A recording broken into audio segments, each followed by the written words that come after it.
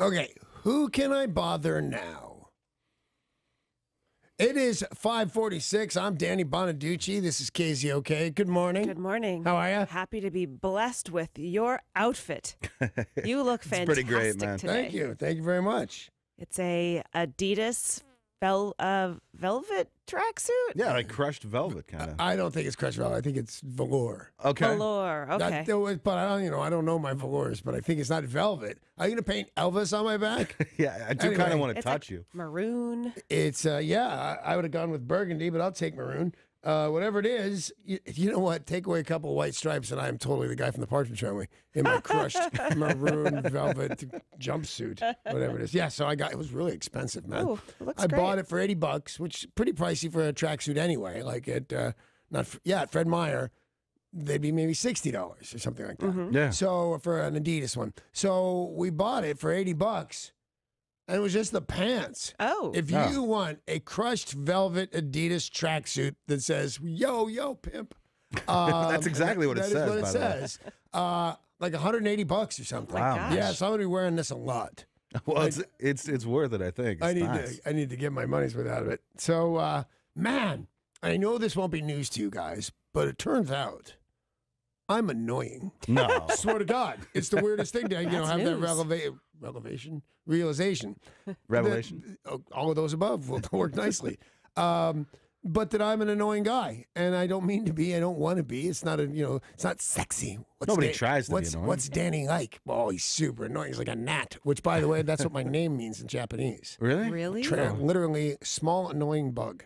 That's what Danny means. Wow. I signed not it in very Japan, flattering. and I thought I was like really excited because it's right. I remember how to sign my name in kanji, or at least in Japanese, at some pizza place. So I'm at a pizza place in Japan. It all starts out like a joke. And they said, how long, how many? It'll be a couple of minutes. Want to put your name right here. So I wrote it in kanji.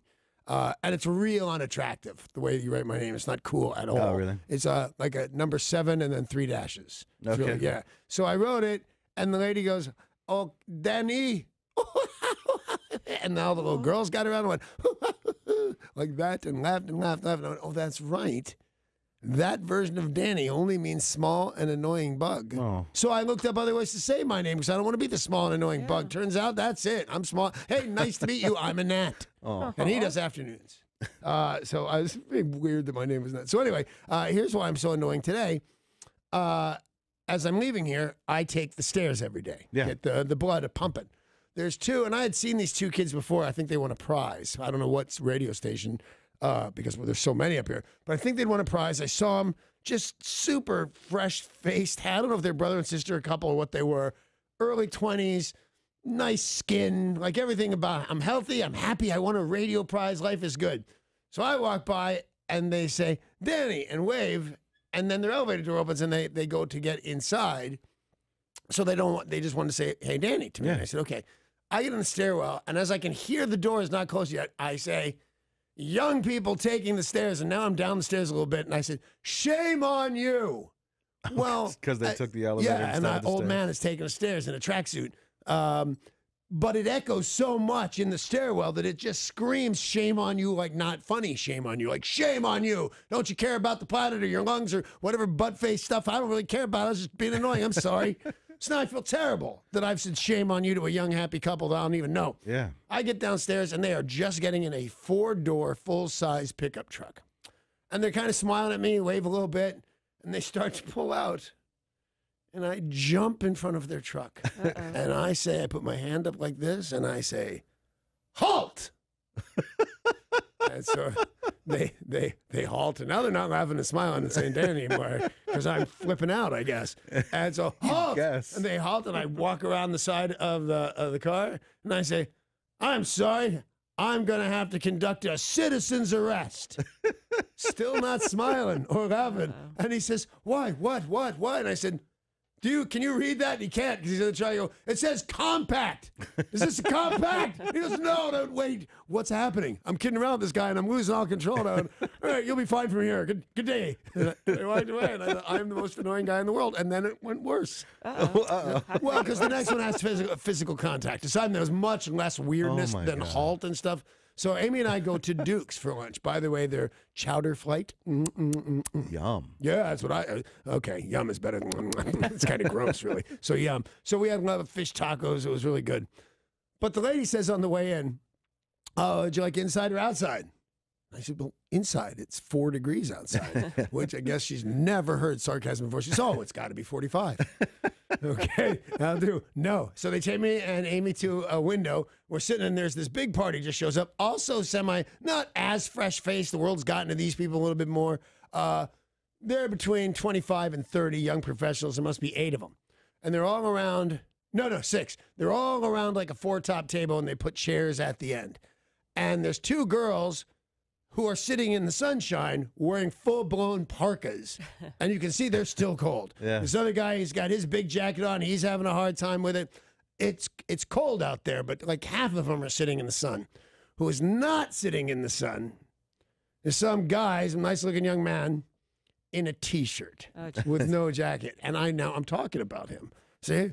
Why is that guy not wearing a jacket? He's in the shade. That's silly. He must be freezing. Is he showing off for the girls? Is he showing off for me? Is he showing off for everybody here? I'm now captivated by this guy. So we go to leave, and I have to walk right by his table. And I've been talking about him, and I have a certain level of what's wrong with my husband to live up to for Amy. And you nail it every time, I'm sure. Oh, I do. I'm good. But she was not here for the halt citizens arrest nightmare. So we go to leave. So remember, 2 girls in full-blown parkas, freezing. Everybody else cold in actual jackets, and he's in the shade with one other guy, but he's wearing next to nothing, and I do not approve. So we go to leave, and I could just leave. You could. I could, man. Well, you couldn't. I know that. Most people could. So I go, there's 8 of them, and he's the furthest away. So once I do and or say whatever it is I'm going to do and or say, I still have 3 steps while I'm still at their table. It's a big table. So I go, and I don't have it in my head. I'm not going to say anything. It's not a big deal, man. This guy didn't do anything to me. It's just weird that he wants to be the T-shirt guy when it's freezing, when it's 1 degree out. And so I go to leave, and I can't stop myself, and I go, maybe he'll put on a coat. You could have saved that guy's life. Well, thank you. And whatever you're doing, I like it.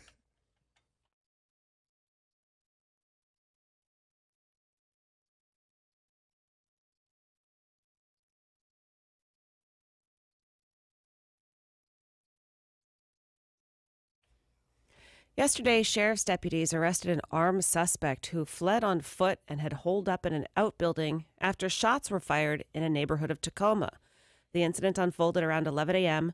A deputy spotted a car with switched plates that was believed to be stolen. The suspect in the car refused to pull over, drove several blocks before stopping on South 75th Street, jumped out, and fled on foot. This man was armed with a handgun, so the deputy drew his own firearm, ordered the suspect to drop his weapon. Shots were fired. Police say they're not exactly sure whose and how many. The suspect then ran into an outbuilding behind a nearby residence where some people were sleeping inside. He was holed up in there for a while. The SWAT team arrived. He then gave himself up after a flashbang device was set off. Aside from the give myself up and live thing, it's almost exactly John Wilkes Booth. He flew into an outbuilding, started to hide it out. That year's SWAT team came and said, "Come on out." Then they kind of set the place on fire. I don't think they wanted to talk to the guy. But I'm thinking I should give him the description, except one's on horseback and one's running from his car. That's really the way Wilkes got it. And a crazy story out of Oregon. Did Mary do it? Probably. Crazy Mary, one of our listeners who was on the show yesterday. In a wedding gown, by the way. Yeah. Yep. She's still got a lot of energy, that Mary. She does. Is that code for lunatic? Not a very it's not a very good code. Yeah, right. No, Crazy Mary is fun crazy. This is a scary crazy story. I think she's real crazy. Yeah, but she's fun. She's fun with us. She's fun, real crazy. You gonna let her babysit? I wouldn't say that. I would, no. I also don't see Crazy Mary booby-trapping her home trying to hurt FBI agents. I totally see that. I don't know about the FBI thing, but you can't see her booby-trapping stuff? Oh, for sure. Yeah. So with that husband of hers? Oh, man, he's an accomplice for sure. A former Southern Oregon property owner has been charged with an assault on a federal officer. The FBI sent an agent to this property, and this agent was shot from a booby-trapped wheelchair. So the law enforcement officers Most people use guns. they had to go to a home at the request of a real estate lawyer who was tasked with selling the property. The person whose property it used to be was not happy about this situation. Now, when FBI arrived at the scene, they found traps all over the property, spike strips. There was a circular hot tub that was rigged with a tripwire to then roll on somebody. Wow. They said it was like a scene from Indiana Jones, the Raiders of the Lost Ark, with the scene with the big boulder, like he sets off the tripwire. They said rolling after him. Yeah. They said it was just like that, only it was a hot tub that was going to roll after you. And how big was the apartment? I don't think you had to run half a mile. This is a home. Oh, how big was the home? How far do you have to run from a hot tub? Or was it? Yep. And they said after making it past the hot tub safely, the bomb squad and FBI agents. I would think it's going to go in one direction. Yeah. You can just kind of step to the side. Nope. They follow you. It's the most amazing thing. It's a heat-seeking hot tub. Now, I'm going to demonstrate for Paul right now what I would have done as the hot tub came for me. I would have gone like this. Huh. Right, step out of the way. But okay, so we're back. The Temple of Doom is happening. After making it past the hot tub, the bomb squad and FBI agents approached the property's home, blasted through the fortified front door. Inside the home, a wheelchair outfitted with a fishing line had been rigged to shoot a shotgun out the door. It did its job. Wow. It shot the FBI agent in the leg. Oh, my gosh. Now, the person at the scene of this, the person who set this whole thing up is actually in jail in Arizona. For something else? For something totally different. And they said they're really, the FBI agents are pretty lucky that the hot tub didn't get him or something else, that who knows what else this guy had. No, the shotgun is amazing. I'm doing a little scoffing at the rolling hot tub at the Temple of Doom. But the gun's the gun, tied up to a wheelchair so it would go off. I mean, I've seen Bugs Bunny do it. That's how I'd get my blueprints. But yeah, that's pretty weird. Plus, scary. Guy has very few visitors. You had to get to Arizona and get arrested for something, get adjudicated, and go to jail and sit there. And all that time, no unlucky bastard got in that house. Yeah. Well, this morning, all cell phones in America will receive the first message ever from the presidential alert system. Yeah, it's worse than you too, really. Yeah, he's not forcing me to download it. Yeah.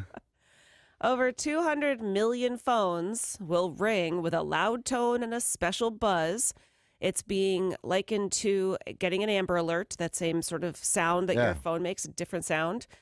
It'll ring with a loud tone and a special buzz at 11:18 this morning. This test was supposed to happen a couple of weeks ago, but was pushed back. The message you will get this morning will say, this is a test of the National Wireless Emergency Alert System. No action is needed. No action is the main thing. Otherwise, we're Hawaii and Korean missiles. Yeah. Right. Now, although I don't think Americans would mainland Americans, if you will, because they're so isolated there in Hawaii. I think here we'd want backup before we just started running. We would look at Twitter, I think. Yeah, we would go directly to Twitter and be like, is that for real? No. Well, some people have wondered, can I opt out of this? I don't want to get this message. I'm at work, or I'm gonna be busy, or this is gonna make my kids freak out. Well, I think calling it a presidential alert already kind of divides the group of people. You know, half of the people are going to say, I don't want to get something from the president on my phone. Well, is that the way you look at it? I just look at it as something like the Amber Alert. I don't know where that's coming from, who's doing it. I don't know if I like the guy pushing that button or not. Right, but I think this makes it a particular annoyance because it's called the presidential alert. You know, I'm easily annoyed, and I don't put the phone down somewhere. Yeah. Turn the phone off. Well, a lot of people are more upset about it than you, I think. Apparently, because I don't care at all.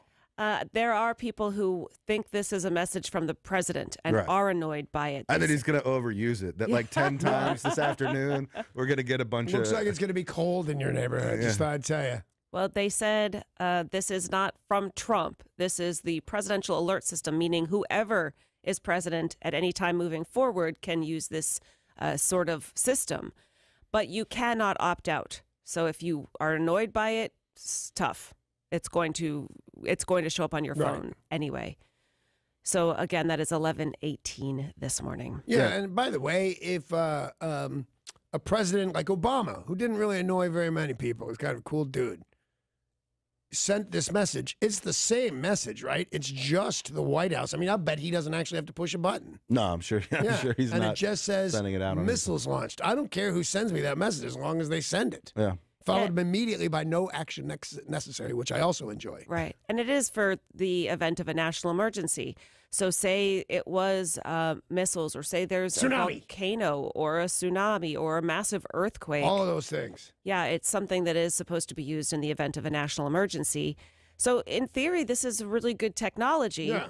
Just some people are bothered by it with the U2 comparison that it's just showing up on your phone. Right, there's that, and then I don't. If we've had this technology before, they didn't call it a presidential alert, and for some reason, with this president as polarizing as he is, Zach, our overnighter, said he's going to take his battery out of his phone because he doesn't want to get Trump's alerts. Right. Really? But let me just say this: Zach, our overnight guy, is an idiot. And, that's not hard to know. Well, that may be true. So I don't know if that's good news or bad news. We're getting that alert, but this is good news right here.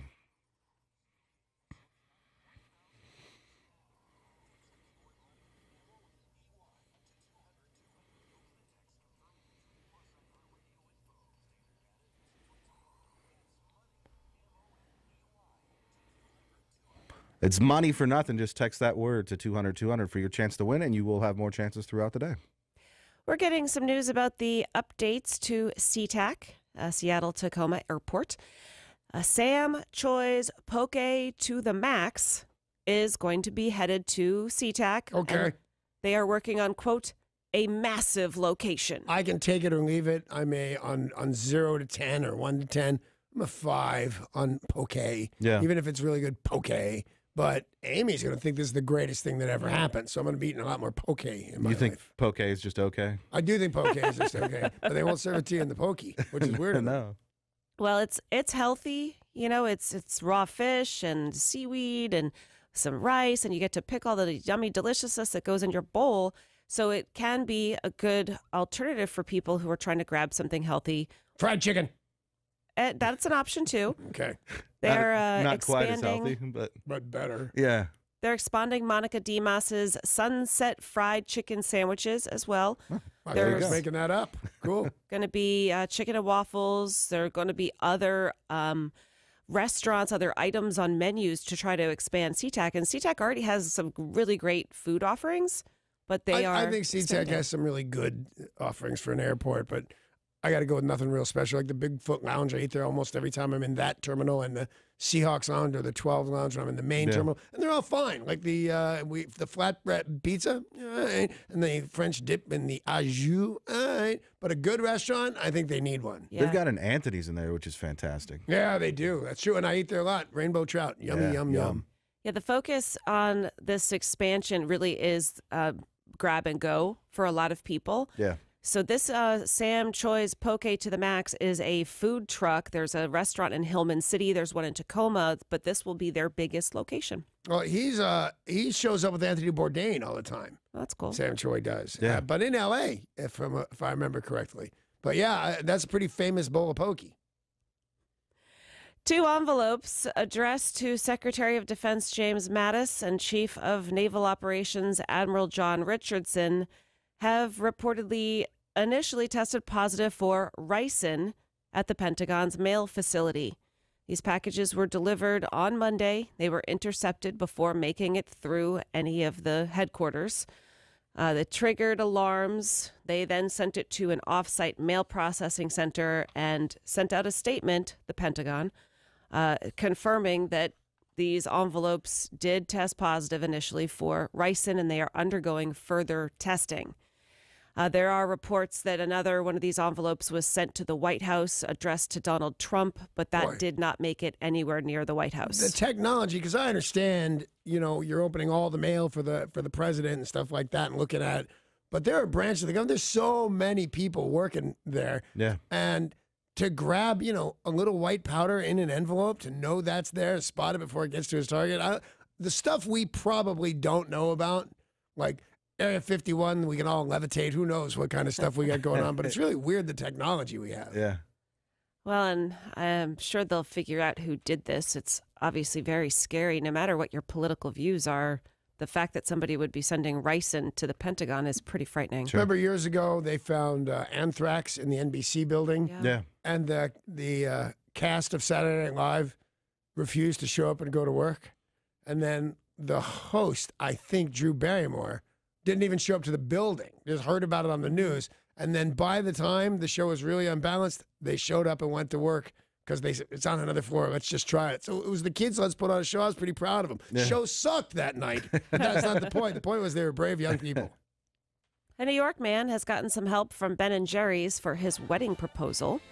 Angelo Orlando was captured on video getting down on one knee at a New York grocery store, handing Kelly Becker a pint of ice cream labeled Marry Me Mint. He knew that mint was her favorite flavor of ice cream, so he asked Ben & Jerry's to make him a very special package of ice cream. They agreed to do it, and they are going to be heading to the Ben & Jerry's factory for a tour to see how ice cream is made. And she said yes. It's pretty cute. Yeah, I thought you might say that. I do say. I say total. Well, she's not going to eat the whole thing of ice cream. You're going to have to give it away. You're going to have to say, keep eating. This is the triple fudge flip off if you don't eat it. I think it's a stupid idea, and she can choke to death and die. It's a pint of ice cream that says "Marry Me." I thought there was a ring in it. No, I never said anything about a ring in it. One thing about being a ring. That's why you said she could choke on it and die. That's I thought you were just wishing her death from the ice cream. No. Emergency services say a man taking a selfie along the flooded Potomac River fell into the Great Falls, but thankfully survived. That's right, another case of somebody taking a selfie, slipping, falling, needing to be rescued, but this time he is still alive. On the Great Falls? The Great Falls of the Potomac River. You know, they've had flooding up and down the East Coast, and even though those storms are gone, the water doesn't disappear. Right. So it's a beautiful area. He's like, oh, yeah, I'm out for a hike. I'm going to be right around the Great Falls. I'll just get a little closer. I'll get a little closer. Is he dead? Because this is funnier if he's not dead. It's only amusing if he's dead. He survived, right? He Oh, survived. then it's funny then. Yeah, those falls weren't so great for him. No, they weren't. They were okay falls at best. Yeah. I mean, he lived. And a woman ordered a set of Dr. Seuss books for her granddaughter. Yeah. And, you know, we live in a time where you order books and stuff shows up really quick. Well, her package did not show up real quick. She says her granddaughter was 4 years old when she ordered this set of books. Her granddaughter is now 24 years old. Well, those things are late. 20 years later, she finally got her books that she ordered. See, that's why you got to sign up for Prime. Exactly. 2-day shipping. I want them the Doesn't next cost day. anymore. Yeah. The post office said that the box of books was found stuck inside of an old mailbox. They have no idea why. They have no idea how. But she is now giving them to her great-grandson, Wow. who is of the appropriate age. The Right. 24-year-old has moved on. A great grandson. My goodness gracious. How old is she? 604. Okay. A crazy story involving a pizza delivery man. Yeah. Domino's. The pizza delivery man delivered the pizza to a home. And the woman opens the door and mouths, "Help me." She was being held hostage inside of the home, and her ex had been beating her and would not let her out of the house. She wasn't able to get to a phone. He had called and ordered pizza, and he was standing behind the door. She had been tied up, and she was standing behind the door saying, "If you say anything, I'll kill you." And she mouthed, "Help me." The Domino's police delivery. They sent the Domino's police? Those guys scare me when they show up. They don't even knock. The Domino's pizza delivery guy sees what she's mouthing, calls the cops, and he is being called a hero. Saved the day. What do you But mean? only minor. Come on. Because you want to call, all right, here's what happens. Yeah. Help me. Then you reach out and you grab her in the front of whatever she's wearing, pull her out the door, and run for cover. That's a hero. This is a Domino's guy that called the cops. But the woman is safe now, and thank God. Yeah, I mean, he didn't act immediately. No. He called the cops, which they're going to get there, eventually. But Yeah. You're right. She couldn't. She was still in real danger when he left. He didn't know that he didn't. The Domino's guy didn't know that the dude behind the door didn't have a gun. Hence the word hero. That's the point. He probably suspected there was a gun, but he put all self-interest away and rescued her, pulled her out, ran for the car, called the cops. Hero. I cannot follow which side we're on. Oh, you sound like my doctor. It's time for today's Things Are Not Right in Florida story of the day. Yay! A car fleeing from police just before dawn crashed into a trailer carrying alpacas. There's alpacas in a car? In a car? What kind of car? So here's what happened. Okay. Yeah, We're please in tell us. Georgia. Police try to pull over a black Mercedes speeding south. The driver would not stop, sped across the border and said, "Ha ha, I'm in Florida now, bitches." Yeah, that's how it works. That does not work that No, way. I've seen the Dukes of Hazzard. You little That's how it criminals, works. yeah, and the Macon County Line and all Yeah. those movies, even with Burt Reynolds, but nope, that doesn't actually happen. The driver then thought, crossing over the border, "Oh, I'm totally fine. I got this." It entered an inspection station, crashed into a parked livestock trailer carrying 21 alpacas. Believe it or not, it's not that easy to get away after you've crashed into a trailer carrying 21 alpacas. I bet not. Police arrived at the scene, and guess what? It was police from Georgia and Florida. No, that'll happen. The Georgia-Florida line. Georgia line. They started playing and stuff. And thankfully, the alpacas are all okay. And the bad person who was trying to flee is now in custody. All right, I think that all worked out well. He's safe. The cop is safe. The alpacas are safe. Oh, Yeah. Florida. Oh, Florida. Oh, Florida and Georgia. Fine. I think we're going to take a very short break, but when we come back in entertainment, are you thinking about Googling a celebrity today? Yeah. Yeah. We'll tell you the one that could give you a virus. Oh. Your computer. It'll give your computer a virus. Because I know several celebrities that will give you a virus. Tara Reid. For sure. Although celebrity's a strong word. Yeah, true. We've got big news about Seattle sports, an update on the hockey team being awarded to our city, and what Seahawk will not be on the field Sunday and why. All next.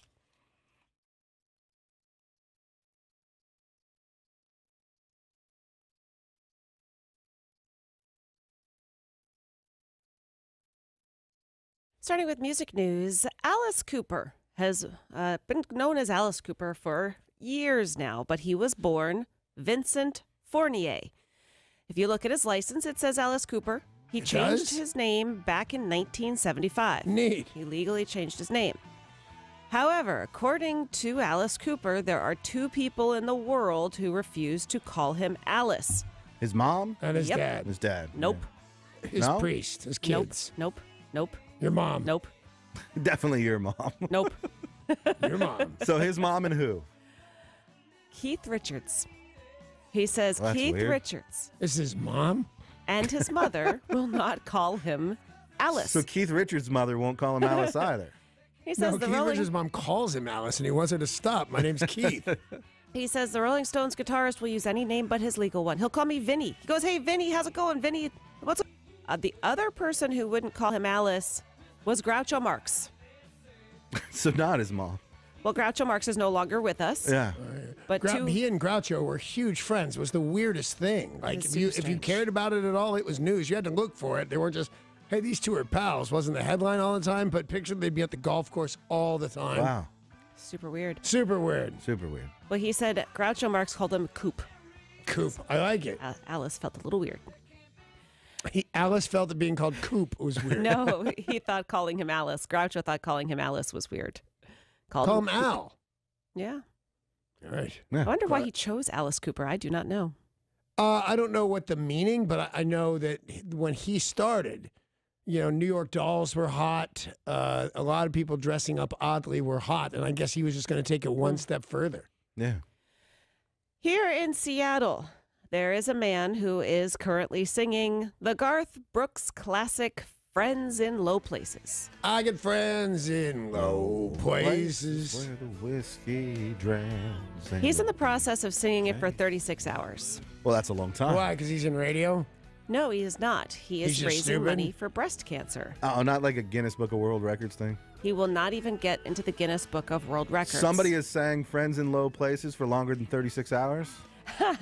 That's crazy. That is crazy. He is taking a break to use the bathroom. Oh, then he doesn't care. Why would you not just sing in the bathroom? I can sing Why in the would bathroom. you? Exactamente. Yeah, there's some sort of rules with Guinness that you can't. They take. won't go in the bathroom with you? Yeah, but he says it's not about Guinness. He said this is Well, about. don't drink Guinness. You're going to end up in the bathroom a lot.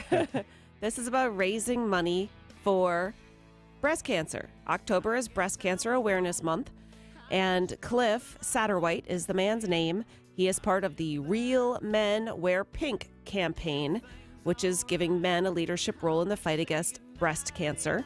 Did they do that while eating quiche? I wonder. Does anybody remember that? What? Real Men Wear Quiche. It was a move. I mean, eat Oh, they quiche. eat It was a quiche? friggin' movement. It was I eat books. quiche. I Real eat men do eat quiche. But it said it was the book was called Real Men Eat Quiche, and I have no idea what it was actually about inside. But it was like this crazy movement because all of a sudden the real guys do blank. It was kind of like relax and do the. It was same kind of thing. Yeah. Well, they are singing, or he is singing as I speak, and he is setting a goal of raising $10,000. He'll be finishing up at noon today. He's at Stars Bar and Grill in Federal Way, the karaoke marathon presently taking place. All right. Does somebody fill in when he takes his break? Like, you can't stop the music. If you're there, I and you saw wanna, that movie. Can't you- stop the music. you want to donate money, and all of a sudden you just happen to be there when he's on his 15-minute break, that Yeah. would suck. Well, we can give a call down to Stars Bar and Yeah. Grill and find out what's happening. Can you tell us what's happening during this breast cancer awareness campaign? That's the radio I was brought up in. That somebody's on the phone, or Derek's on his way down there, got to do harmonies or some such thing. Yeah, Derek's got to fill in when the guy has to use the Yeah. bathroom. And Derek can sing. I've heard Derek sing. Yeah. On my way. There he goes. No stopping him. But he offered words, and I think that's a step in the right direction. I've often said that about Derek. There's no stopping him. No ain't no stopping him now. Yeah. His name's Derek. Derek, do you actually partake in karaoke? I haven't in a while. I used to enjoy it a lot. I just don't know a lot of bars that do it these days. Yeah. What's your go-to song? My go-to song is Danzig Mother. Danzig Mother. Dancing the mother. Okay, that's making a statement, man. What's Yeah. that place? It's right by my house. Izzy's. Ozzy's. Ozzy yeah. still does it. Yeah. I'll go with you. All right. I've been dying to try karaoke. Now that I'm playing guitar and singing, I gotta sing in front of somebody. Well, you got to work on your Danzig material. Well, Yeah. I know all the dancing there ever was. The problem with partaking in karaoke is it happens late at night, Yeah, past our bedtime. right. Paul and I just did it here though. With I got friends in low places. you I did. thought we Little were bit. great. Yep, that was wonderful. You were great, man. Yeah, you were great. McAfee, the computer security company, has released its annual list of the riskiest celebrities to search online. And which company is that? McAfee? McAfee. Ryan Lewis. Is he part of that company? McAfee and Macklemore. Ryan Lewis. Macklemore. Totally wrong then. I don't think you'd be able to guess the celebrity that is the riskiest to search. You know, I'm just gonna say this name because it came to me. I imagine that it's wrong. It's Kevin Hart. That'd be incorrect. Okay. I feel like in the past it's been Justin Bieber. Oh, Lisa Lohan. Lindsay Lohan. Yeah. She'll give you a disease for sure. Yeah. And then hurt your computer. Actress Ruby Rose I is would in not the have guessed top that. spot. She is best known for Orange is the New Black, Pitch Perfect 3, and The Meg. She is the most dangerous celebrity to search online. She could give you a virus. Wow. Good to know. Reality star Kristen Cavallari is the second riskiest celebrity, followed by actresses Marion Cotillard, are Linda these Carter, people? who is the Linda Carter. Marion Cotillard is an Academy Award-winning actress. Nobody who is searches Marion French. Who- I Cotillard. can't Who knows even how to spell spell it? it. She's French. Right. So she might know how to spell it, but that's No, about she's it. French. She knows how to surrender, and that's it. Linda Carter, who is the former Wonder Woman. Right? Yeah, why are people searching her these days? She looks fantastic. Yeah, I think but that's why. Still, like, Yeah. you can get a little more current than Linda Whenever Carter. I'll tell you this, whenever a has-been comes up in my life, I want to see if they have more money than I do, and she does, by the way. Yeah. Yeah. Derek, search her and find out how much money she has. Yeah, and then search Ruby Rose. Don't do it, Derek. Don't it. search Ruby Rose. Do it, Derek. Rose Byrne and Deborah Messing, also very risky. Now, she is going to be starring in the upcoming Batwoman series, And Cavallari is married to a professional football player. And she's a reality star? I had no idea. I thought she was a country singer. From the Hills. Oh, yeah, I remember. Big MTV show back in the day. Yeah, with Spencer Pratt and Heidi Benungas or whatever her name is. That was her name. $10 million for Linda Carter. Is that what she got? Yeah, that's a skosh more than me. Only $2 million for Ruby Rose, who I also Googled. That's also a skosh more than me. Highest placing musician who is dangerous is Adele at 21st. There's one dude on the list whose name is not familiar to me, Brad William Henke. Oh, Brad Henke. Don't look him up because you could get a virus, Paul. I see you Paul. typing away over there. Good old BW Henke, yeah. Does nobody knows who he is either? No. Okay, I feel better. Thank you very much. And he's Googling it. Of course Paul, he's what are Googling you it. A couple of doing? reasons. One, Not it's my computer. entertaining, and two, it's not his computer. Okay. He's an American actor and former National Football League and Arena Football League player. How much? Oh, I know this guy. Who What is is this he? guy in? I recognize him. Oh, he's in Orange is the New Black, which Okay. apparently a lot of people are Googling because that's Ruby Rose as well, right? Yep, that is. Yeah, you'd recognize a picture of him. I don't know that he's been in anything that would stick out. All right, Danny's you've coming seen- over to Oh, look he's at it. famous. Yeah, you've seen that He's guy famous. before. In some TV news, HBO has given a series order to The Righteous Gemstones, which is a Danny McBride created half-hour comedy about a world-famous televangelist family with a long tradition of deviance, greed, and charitable work, all in the name of Lord Jesus Christ. Oh, I kind of like it. Yeah. Yeah. John Goodman will be starring as the patriarch, and he, of course, also has the Roseanne Barless The Connors, which is Right, about he's to doing all start. right. And I was not worried about him, except they're worried about his weight a little bit. He's He back slimmed down. down a bunch. That's what I mean. Like, he's known as this big fat character. Yeah. And sometimes you diet your way out of job. Jonah Hill, like, he's got a big movie coming out, but everybody says he's unrecognizable, and it's not the guy, the jovial guy you go to see takes himself more seriously. Well, He's got skin hanging off him. It's gross. Amazon has given a series order to an adaptation of author Robert Jordan's The Wheel of Time. People have been waiting for this forever. The Wheel of Time has sold more than 90 million books. Wow. I wrote a book once called The Wheel of Cheese. Nobody bought it. Nobody cared about it at all. This is a very They said it popular, wasn't very Gouda. I just made that up on the top. very popular sci-fi. This is a story that follows the member of a female organization with weird names, a world-spanning journey.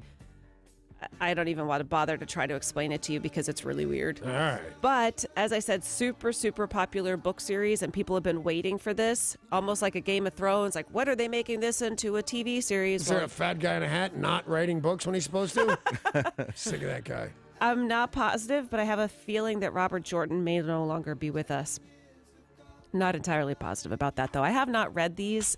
I don't mind reading fantasy, but Game of Thrones is kind of where I started Draw and the line. stopped. dragons, you stop. Your line is at dragons. And full frontal nudity. There's some of these books, it's, I guess, what's the difference? I was going to say there's all these different worlds and crazy names and fairies and Dragons unicorns. Like, and ice zombies. yeah, I'm Yeah, actually there's those. describing Game of Thrones. Right. All right, maybe I'll give it a chance. Hundreds of items belonging to late actor Robin Williams and his ex-wife Marcia are set to go up for auction this week in New York, a sale that is expected to benefit several memorabilia and artwork that have all been on display at Sotheby's and set to go up for auction. The goal is to get about $600,000 for these items. Well, I don't know what he's auctioning. You should be able to get that fast with this stuff. You know, he did the Aladdin movie for next to nothing scale, $600 or something like that a week. So I mean, nothing compared to what he gets paid, $20 million, whatever. So he raised a little thing with Disney. He said, "Hey, nobody expected it to do that." I said, "You should throw me a little more money." Right. And they said, "Well, we have a policy, Mr. Williams," and they told him to his face, "You will not get more money from us." Wow. But then they felt bad, which is weird for Disney. They don't normally do that. They gave him a Picasso. That was worth like $30 million. my I said, gosh. "Okay, we good?" And he said, "Yes." Yeah, I'm guessing the Picasso's not on the list, Yeah. or the price would be higher than $600,000. But it's a very nice charity organization list that he's got. It's the Human Rights Watch, the Christopher and Dana Reeve Foundation, Challenged Athletes Foundation, St. Jude, and the Wounded Warrior Project. So at least it's going towards a good Yeah, cause. absolutely. Let's take a look at sports. Sports. Sports brought to you by Bradley Johnson Attorneys. If you're facing a DUI, call 1-800-DUI-AWAY. That's 1-800-DUI-AWAY. Sorry to do it, but I've got to start sports on a bad note. The NFL has suspended Seattle Seahawks linebacker Michael Kendricks indefinitely. This is the guy who is pleading guilty to insider trading charges. He will be sentenced in January. And originally they said, yeah, you can play. You can play till you get sentenced. Yeah. So the Seahawks are like, all right, the Browns don't want you, we do. And he's been good. He's been great. Yeah, he's been playing really well. 13 tackles, assisted on 2 others, 2 sacks. And now the NFL says you can't play. Yes, Danny, he has 2 sacks. I heard that. And I giggled. He's still not getting sentenced till January 24th. So I guess hopefully there'll be an appeal. and Yeah, we can get they? him back. Can he appeal or the Well, team appeal? There's a couple ways to go. Who will he appeal to? The NFL. The NFL. yeah. That they go for longer, let him play. That's a reasonable. That's a reasonable hope. He's doing very well, but I'll bet they're just getting a little more backlash than they had anticipated. I like that they signed him. I mean, Me too. even knowing that it was going to be short I term. like all of it, but I think they're getting more flack than they thought. And yesterday, the Seahawks made it official, placing free safety Earl Thomas on injured reserve. Thomas, of course, broke his leg in the fourth quarter of the last game, a tibia fracture that Pete Carroll said was almost in the same area where he broke it 2 years ago. Jeez. The Seahawks also officially placed tight end Will Dissly on the IR with that patella injury. We don't have a timeline for his return. He's doing okay financially. He doesn't have nearly as much money as I would have thought, because I think Thomas? all those guys got just crazy $20 million to start. Yes, I think if I remember correctly, he has $9 million. Now, he can live very comfortably on that his whole life, but young men have a tendency to not do that and be silly, especially if they're mad about stuff. This is Earl Thomas we're Yeah. talking about? Sorry. He's made over $50 million, so he's been spending it, I guess. I get, well, you know, how accurate is, hey, Google, tell me how rich this Oh, right, football player yeah. is. But when I checked, he had $9 million. I mean, and maybe the stat was how much he had left on the year or something. You know, I would think he has more as well. But there's also the Well, you hear that a ton, that guys made so much money in the NFL and then don't have anything to Yeah. show for it. I'm thinking Derek did his due diligence by now. Do you know how much money Earl Thomas has? Earl Thomas is worth quite a few dollars. Quite a few dollars is the official number. Okay. 10.4 million. 10.4 Actually, million. that's for last season. His career is 55. All right, thank you for that. But how much did he spend, Are we Derek? going to do it again? And how about some good news out of the sports world? Yeah, please. Gary Bettman yesterday said that the league has voted 9-0 to give Seattle a hockey team. Yeah, All right, man, that is nice. good news. So that's it. It's a done deal, right? We don't No. go to the full Seattle City Council or whatever. No, Paul. How come we keep voting and saying, today we're going to know? Because and then they tell the us, well, thing maybe that we tomorrow. do today, they're then going to say, all right, that clears the way to do the thing we're doing in 3 months. There's so many steps. Yeah, Just there's give so us our many team. steps. But this was the first step, and it is still looking fantastic. Now, every owner of an NHL team has to vote then on top of that. They have to go to the full board of governors Right. for a vote in December. And we already know we've got the support of most of them. Sure. The guy who runs Vegas, back when this whole push first started, he's like, heck yeah. Heck yeah. And we've got 15 teams on the West Coast and 16 teams on the East Coast. Everybody knows this would make it an even match. No, we're and gonna- we have built-in rivalries. It's my belief that that we're going to have a hockey team with no major events standing in our way. Just 3 more major events till we get one. It's Yeah. a busy work. It's no good reason for it. And by the way, just a personal thing is, I don't like to build in rivalries Why? because rivalries aren't built in. You earn them. No, I mean, geographically speaking, you've got a built-in rivalry. So we're not going to have a rivalry with the New Jersey Devils because we will play them perhaps once a year. Right. If you have teams that are going to be in a division, No, I get what's actually going to happen. I'm just saying that's not how real rivalries work. You don't just say, oh, you live in that town. You want a reason beyond I geography. want one of them to punch our guys in the face when they're not looking, and then for the next 20 years we hate their guts. But Yeah. not because they live in Canada. we are going to hate the Vancouver team more than any other team. It's just a fact because we're better than Vancouver. And let's punch them in the face Let's during the punch first somebody in the game, and then we'll face, be good right. to go. Right. It's hockey. So hockey does get underway today. Stanley Cup winners, the Washington Capitals, will raise the banner before their game against the Boston Bruins. Oh, nice. And I have started a fantasy team with some of the guys at KJR, the sports station that is right down the hall from us. Yeah. So I was down talking to Puck, who does middays with Cliff Averill, and we're talking about our fantasy teams and like I'm gonna beat you, and we're smack talking. And Cliff Averill comes in. I said, Cliff, do you want to take part in fantasy hockey? He's like, no, man, that's all right. I'm good. Thanks though. He was real nice. I realized, wow, I just asked a former professional athlete if he wants to play fantasy sports. He has already lived the fantasy. What do those Chuck and Puck guys do? Chuck is in the team. Puck is No, but I mean, if former athletes joining in, isn't that who's down there? There's a couple of guys, but most of them are just broadcasters. Broadcasters that happen to be Bucky huge. is a former former Mariner. He's the cute one, Baseball right? player. With like the baby face? Yes. Yeah, I got these guys under control. But Cliff said, yeah, I've already lived the fantasy. I'll pass. Thank you. And I don't know that that's reasonable, to be honest with you. he didn't say that. I'm saying that. Oh, well, He then just never said, mind. "No, thank you, crazy lady. Get away from me." That's more accurate. Yeah. Yes, thank you. Yesterday, it did take extra innings. The first wild card game, the Rockies beat the Cubs 2-1. The Cubs season is over. The Rockies move on. The Rockies will play the Brewers tomorrow. First pitch is at 2. And the Braves and Dodgers get underway tomorrow at 5:30. Now, tonight, we've got one more wild card game, win or go home, between the Oakland Athletics and the New York Yankees. First pitch is at 5 p.m. And that's a look at your sports, brought to you by Bradley Johnson Attorneys at 1-800-DUIOA. Hey, Paul, are we giving people another chance to win money? We will. We do it 13 times a day, every hour between 6 a.m. and 7 p.m. A chance to win $1,000. Just listen for the keyword, text it to 200-200 for your chance to win, and your next chance will be at 7:10. So coming right up.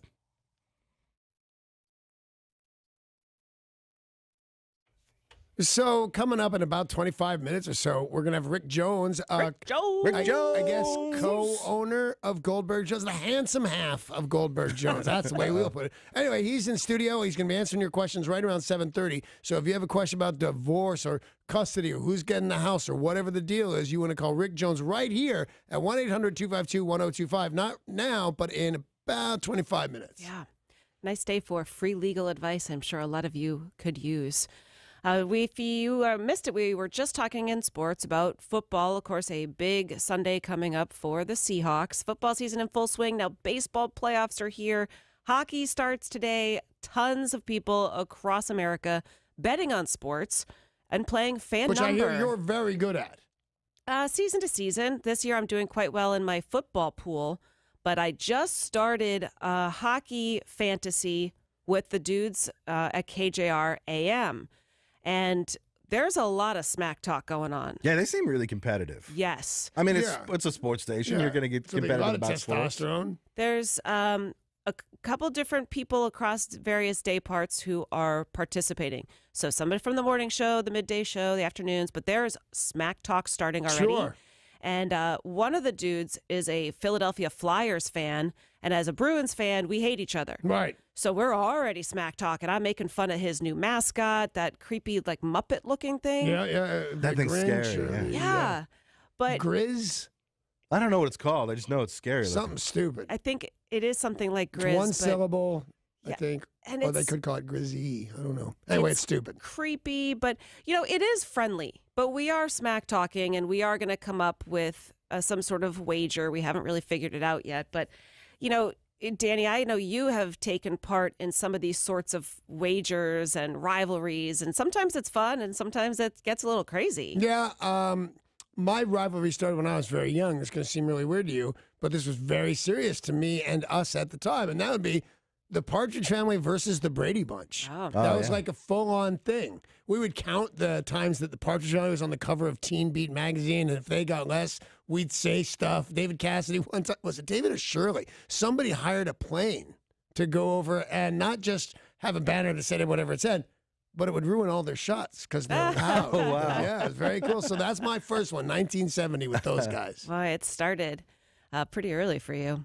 You guys listening, have you had a rivalry or a wager? Friends, coworkers? What was it, and how did it end out? 800-252-1025 or text in 90627.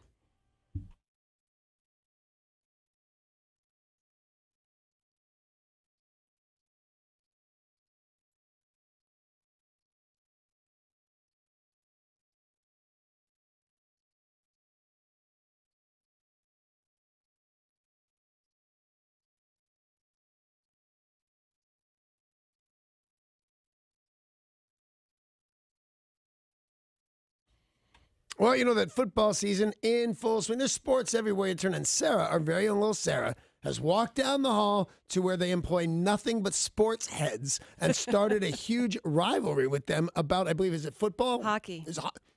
A game we don't even have here yet. That's what I say. It's the ice-capade with violence. Anyway, have you ever had a rivalry or a good wager with friends or coworkers? Here's the number to call, 1-800-252-1025 or text 90627. Good morning, Albert in Issaquah. Hey, Albert. Morning, guys. Check this out, right? One morning I was at work and I seen the backside of this young lady, and I looked up and I told my friend, I said, that's my wife. And my friend goes, no. I said, $5. We bet the $5. 20 years later, I'm married to the girl, and I'm still waiting on my $5. Wow, that is an excellent story. Because you hear about that with people all the time. And he turned to me on our very first date, and he said, "You're the woman I'm gonna marry." And you know what? We married, but I don't know those people. They're not on my phone. Yeah, this is Albert with an excellent story. Thanks, man. You'd think you'd get the $5 as a wedding gift. Yeah, at the very least. Well, and you have to pay up the wager. I mean, it's... Yeah, if you're a Welcher, you're no friend of mine. I agree. I might be a bit of a Welcher. Dave in Indiana just texted in and reminded me that I owe him 50 trillion Zimbabwean dollars from when the Hawks played the Bears. Yeah, he's got you there. Whoops. The money's in the mail, Dave. 800-252-1025. Have you had a rivalry or a wager with friends and coworkers? Let us know by calling that number. Good morning, Mike and Sultan. Good morning, Sarah. Good morning, Stinky, Sexy, Bonaduce. Morning. And beautiful shirt today, Sarah. Go Bruins. Yeah, thank you, Mike. Go Bruins. My ex-brother-in-law used to run a fantasy league, and he used to cheat all the time. So everybody else in the league kicked him out and started our own league because we got tired of him. I also can't stand the cheating. If you've got a wager with people, you got to do the right job. You can't cheat. How do you cheat at fantasy sports? First of all, know. if you can cheat, feel free. Yeah, do it if you can get away with it. Like if you can make yourself get a really great SAT score without studying, just by cheating and studying from the girl sitting next to you or something, I say you've showed the ingenuity to get into Harvard. Don't look at my score. I cheated successfully. You know what I love about Mike and Sultan is not only because he's one of our favorite And listeners, calls you sexy while calling me stinky. She probably does like that. Yeah, that's probably one of when her he favorites. comes out to our events, he often wears Bruins gear to support, which I think is very nice of him. Right. I mean, you could wear KZOK gear to support, but no, a football team all the way across the country, or a hockey team all the way across the country. Thanks for the support, man. Have you had a rivalry or a wager with friends or coworkers? 800-252-1025. Morning, Vinny and Renton. Hey, guys. Hey, you people. What do you mean, you people? Hi, everyone. Love y'all.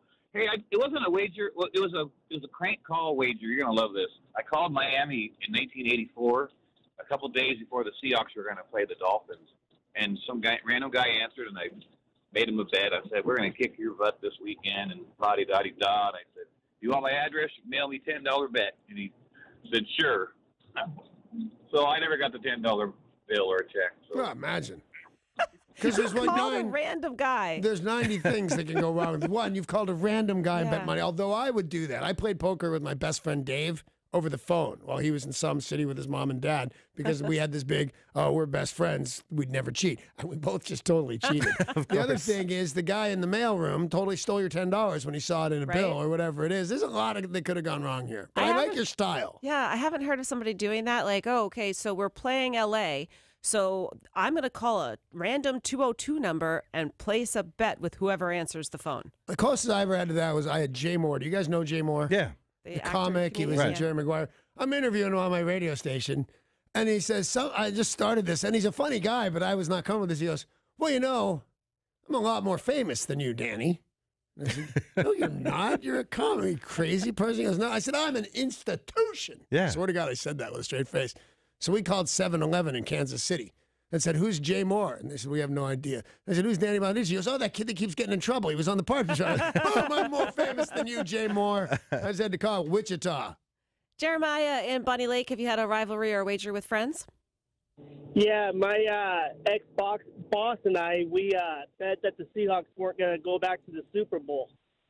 Well, after they won, I won the bet saying that they were going to go back, and he had to buy lunch for the staff. So, and this is for any preseason, any training camp, or anything. Oh, wow.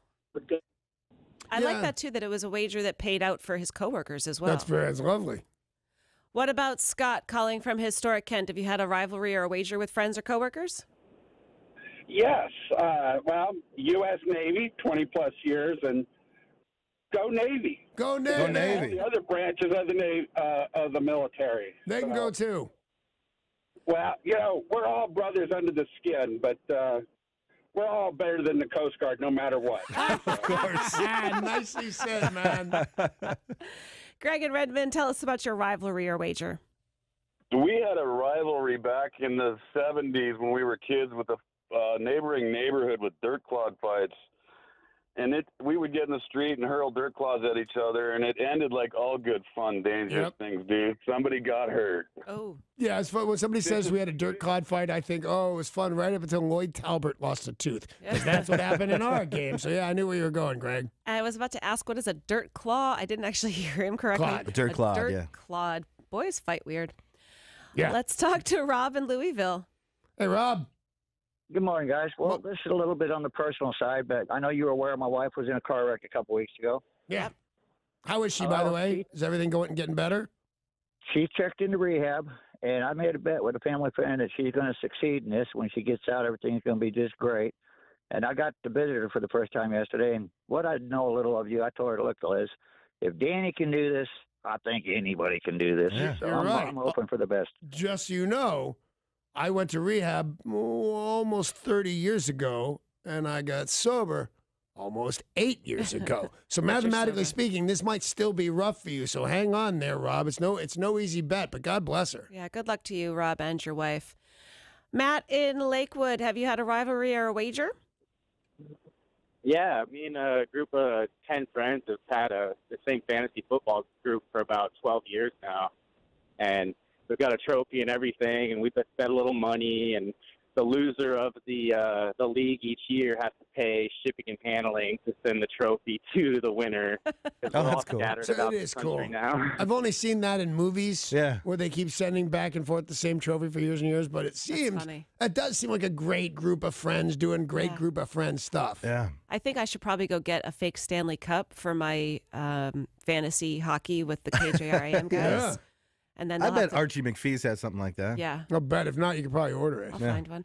And I'll be able to recognize how real it looks. I've had occasions to drink out of the Stanley Cup twice in two different cities, in Detroit and Chicago. While I lived there. Awesome. Well, Danny, you had a rivalry with the Brady Bunch, but I don't know if you remember when we were in Philadelphia, we also had a wager between the Flyers and the Chicago Blackhawks. Yeah, I do remember. Didn't you almost lose an ear? Nope. No? Well, that was a different wager.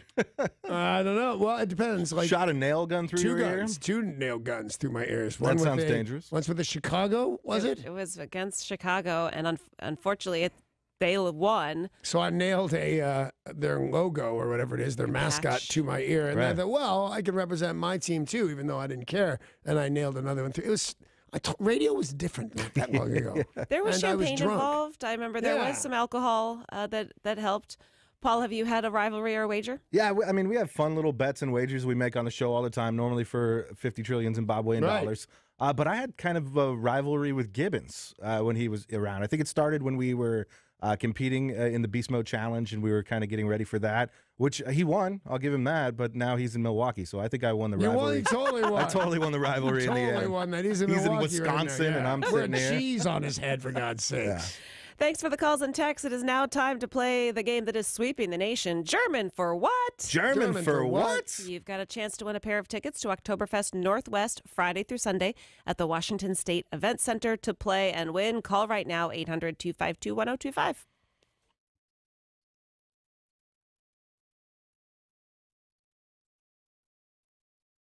The Who on 102.5 KZOK, where we are playing German for what? You can win a pair of tickets to the 14th annual Oktoberfest Northwest Friday through Sunday at the Washington State Fair Event Center in Puyallup. Here's how the game works. To win, you'll have to tell us if the English translation of the German word from Danny's clue. You have to tell us what the English translation is of the German word. Yeah, sounds simple. Yeah, it does sound It simple. does sound simple. Robert and Spanaway should get this lickety-split then. Robert's simple. Hey, Robert. Hey, good morning, guys. Good morning. Do you understand the words that are coming out of my mouth? Does anybody ever understand the word Not completely, but you're going to have to go with what you got. And, of course, let's see, do you understand the rules of the game? I do. All right, let's get to it then.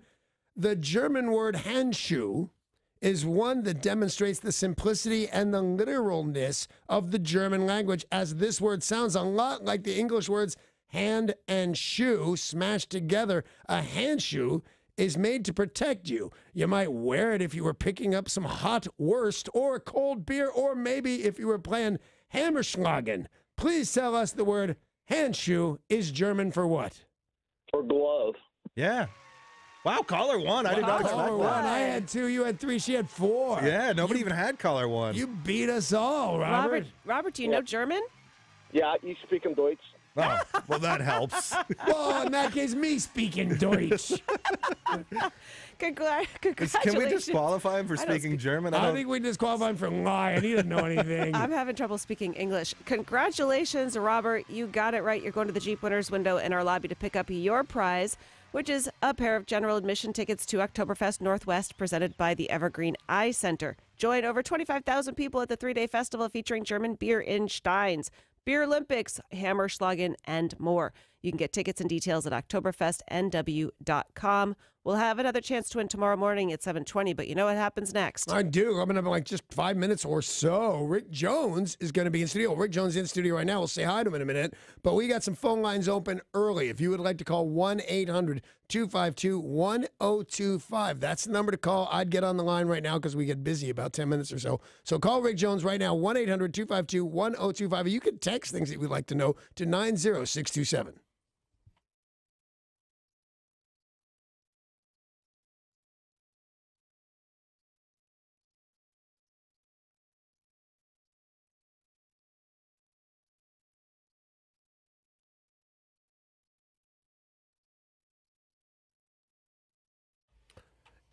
It's a very special Life Coach brought to you by our sponsor of Life Coach and this segment every day, and we greatly appreciate that. That is, of course, the one and only Rick Jones. Hey, listen, if you're thinking about getting a divorce, or just as importantly, somebody's thinking about divorcing you, you need a lawyer, my friend, and I can get you one free for about the next 25 minutes or so. 1-800-252-10, let's do that again, 1-800-DIVORCE. That's the number to call, 1-800-DIVORCE. And by the way, you can text your questions if you wish to 90627. Yeah, so to cut through right now to Rick Jones in studio, it's 1-800-252-1025. He is here right now taking all of your questions about divorce. And a lot of people complain about the cost of attorney fees. Yes, they do. There's no cost to talk to you. Good morning, Rick Jones. Good morning, Sarah. There is no charge to call right now.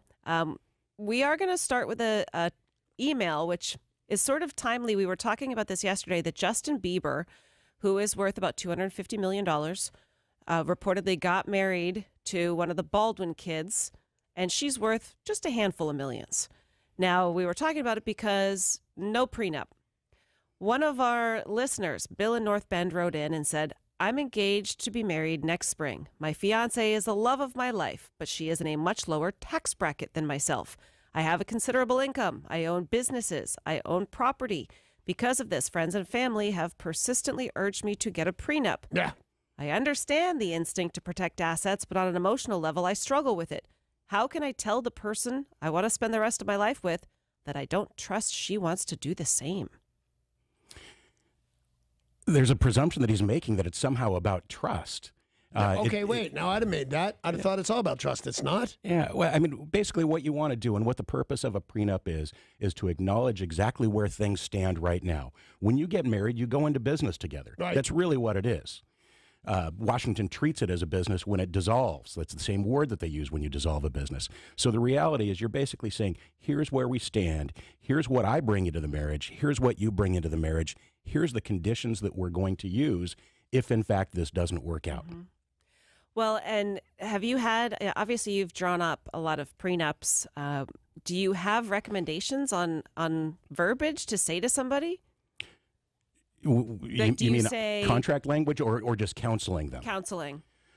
Do you say, hey, this is a business, honey? And because it isn't the most romantic thing in the world to say, No. I want you to sign this prenup. No, it's certainly not. By the time we see somebody, they've come to us. So Yeah. we're not soliciting the creation of a prenup, but they've come to us. And so there's already the concern, and again, I guess I'm going to step away from that word concern, there's already a responsibility that they're bringing to this. So it's fairly rare that that prenup then gets ripped up. Yeah. I mean, ultimately, if somebody is uncomfortable with you recognizing that you're bringing something into the marriage and they're going to turn that around and make it about emotion, perhaps that's a warning sign. Wow. That was awesome. Yeah. Thanks. I didn't see it coming in that direction because I have never had one, and I'd be a lot happier with my last divorce had I had one. Although it's hard to get a girl to sign a prenup when you have nothing and might be going to jail. But still, she did fine in that. So then I wanted one with Amy just because I thought, well, it's the prudent thing to do. It's the smart thing to do. And as a matter of fact, Mr. Jones helped me work out on a little document that she was good with. She knew all about it. She encouraged it because I think I was acting oddly. And then thank you very much for your hard work on that, by the way. And then we went with the, you know what, don't sign it. And the good news is I'm old and going to die relatively soon. So I think she'll just put up with whatever I got going on until she's, 40, 45, and I croak and she spends all the dough? That's the way I see it. Rick Jones of Goldberg Jones in studio taking your calls about divorce. You can call right now to talk with Rick Jones, 1-800-252-1025, free legal advice. Let me ask one more question about that about that prenup. Now, Justin Bieber, he's married. He's worth a lot more. Can he come to you and get a postnup? Is that something easy to file here in Washington? Pretending Justin Bieber lives in Washington, of course. Sure. Well, you actually don't file a prenup or a postnup in this particular case. It's a contract that the two of you create. So the only time it ever sees the light of day in a courtroom is if there's a dispute later where somebody says, I don't want to be bound by that contract. Right. And then it's introduced as evidence of a formal agreement. Now, postnups and prenups certainly can be attacked on principle. They cannot be considered patently unfair. There needs to be the ability for both sides to have had meaningful access to counsel and all sorts of requirements that have come up over time in enforcing these postnups. Another thing I think is important to mention, a lot of people presume that a postnup or a prenup is somehow directly advantageous to the higher income earning person or the wealthier person. And that's not necessarily the case. A lot of the prenups and postnups that we do are basically two people that are saying, hey, listen, we recognize that if this doesn't work out, we'd rather not have the court tell us how it's going to be and pay the costs associated, attorneys, court time, etc. So we want to create an agreement on our own of how this is going to work out. It often includes periods of time of spousal maintenance. If this doesn't work out, then I'm going to support you for the next 5 years. All right. Hey, our phone number, if you want to talk to Rick Jones, let me just give it to you right now. It's 1-800-252-1025. We'll take your a good, concise text at 90627. 1-800-252-1025. Michael in Tacoma, you are on with Rick Jones of Goldberg Jones, 1-800-DIVORCE. Hey, Michael. Hey, how are you guys? We're all good. You got something for Rick Jones? Yes. So anecdotally, I've been told by a couple of people recently that if I don't write for child support or child support on the check that I give my ex, that the courts would consider that a gift. Now, can you confirm or deny? Well, do you have a child support obligation that's recognized already, or are you just doing this sort of under the table? No, it's in the decree. Oh, okay. Yeah, then no, I wouldn't worry about that. It's pretty apparent that if the court says you have to pay $800 a month in the form of child support and you send a check of $800 per month, it's not going to require some sort of a line item entry. And you know what? Having nothing in the memo part of your check isn't always bad. I used to think it was very funny to write for drugs in my memo. I was young when I got my first checking account, man. And that came up to bite me in the butt one time. They said, hey, we have all these checks from you that say they're for drugs. Who took that seriously? But somebody did. I guess you don't mess around with the courts. No, I've learned. They don't think that's funny. 1-800-252-1025. That's the number to call if you've got a question for Rick Jones, who is in studio this morning taking your calls for free, answering questions about divorce. You can also text in 90627. Mike in Lakewood texts in. He says, hi, Rick. Is there any statute of limitations on collecting child support or college support? My son is 24 and graduating this year, and my ex hasn't paid a dime in over a decade. Oh, Can he still collect? Unbelievable. Well, you know, the statute of limitations is something that recognizes the ability to collect on a debt for a period of time. Now, when it comes to child support over the course of time and over the course that I've been practicing, The legislation has certainly elongated the ability. So normally what happens is the ability to collect terminates 10 years after the very last support obligation is due. Oh, wow. So it does extend for quite a bit. Ultimately though, it's he really needs to take some action now if he hasn't already to try and collect on this. And the thing is on that, the event is still happening. You're still accruing debt, if you will. It's not like he graduated college. And according to my decree, says if he doesn't go to college, I get to stop paying on his 18th birthday. If he goes to college, I got to help support him in college. That if he's still in college, I think you got a way better chance of getting that money from a judge than if you just let him graduate. You should move right now, I would think. Yeah, absolutely. The iron's hot. Yeah, the iron's hot. Get going. So call Rick Jones. Yeah, there you go. 1-800-202-1025. Interesting how many people do have questions about child support because it seems several people don't pay it properly. If you've got any kind of question, you can certainly call 800-252-1025 and ask Rick Jones. We've got Ron in Everett with a question for you. Hi, Ron. Hello, Danny. What you got, man? Well, my wife and I recently got married, and we set up a prenup, and now she doesn't want to recognize it. She's actually had her attorney draft up a post-prenup. Mm-hmm. She doesn't agree with the prenup. And I don't know if I should sign it or if I should just go get it at home. But it's been less than 90 days. But there is a prenup that she signed. Yes. All right, where does he go? Well, the question is really, what is she going to do if you say no? Right. Because your position can be, no, we've got a deal. A deal is a deal. And obviously she's either going to say, okay, I tried, or she's going to say, well, then I want out. Right. So ultimately, this is the chess game, and she's moved the pawn, so to speak. Now, here's what I'm going to find out. One of the many, many reasons that Rick Jones is smarter than I, because I think any girl or guy, whatever, who says, I'm going to leave over a prenup you signed 3 months ago, you might be all right without that human being. That's my opinion. It does seem a little bit strange Yeah. the whole time. And I think if they both went to lawyers and it worked out just the way you said it would, that's binding, right? She can't just change her mind. Well, it exists right now, and it ultimately is going to be binding, yeah. Play tough, Ron. Good luck, Ron. Milton in Puyallup, you are the next caller on with Rick Jones of Goldberg Jones, 1-800-DIVORCE. Good morning, everybody. Morning. I have a girlfriend that lives with me. She's been living with me about 5 years. And, of course, you've always heard that wives' tale. If they live more than 7 years with you, they're legally married. That's what I heard. Is that true? It's what I heard. Is your question, is it true or not?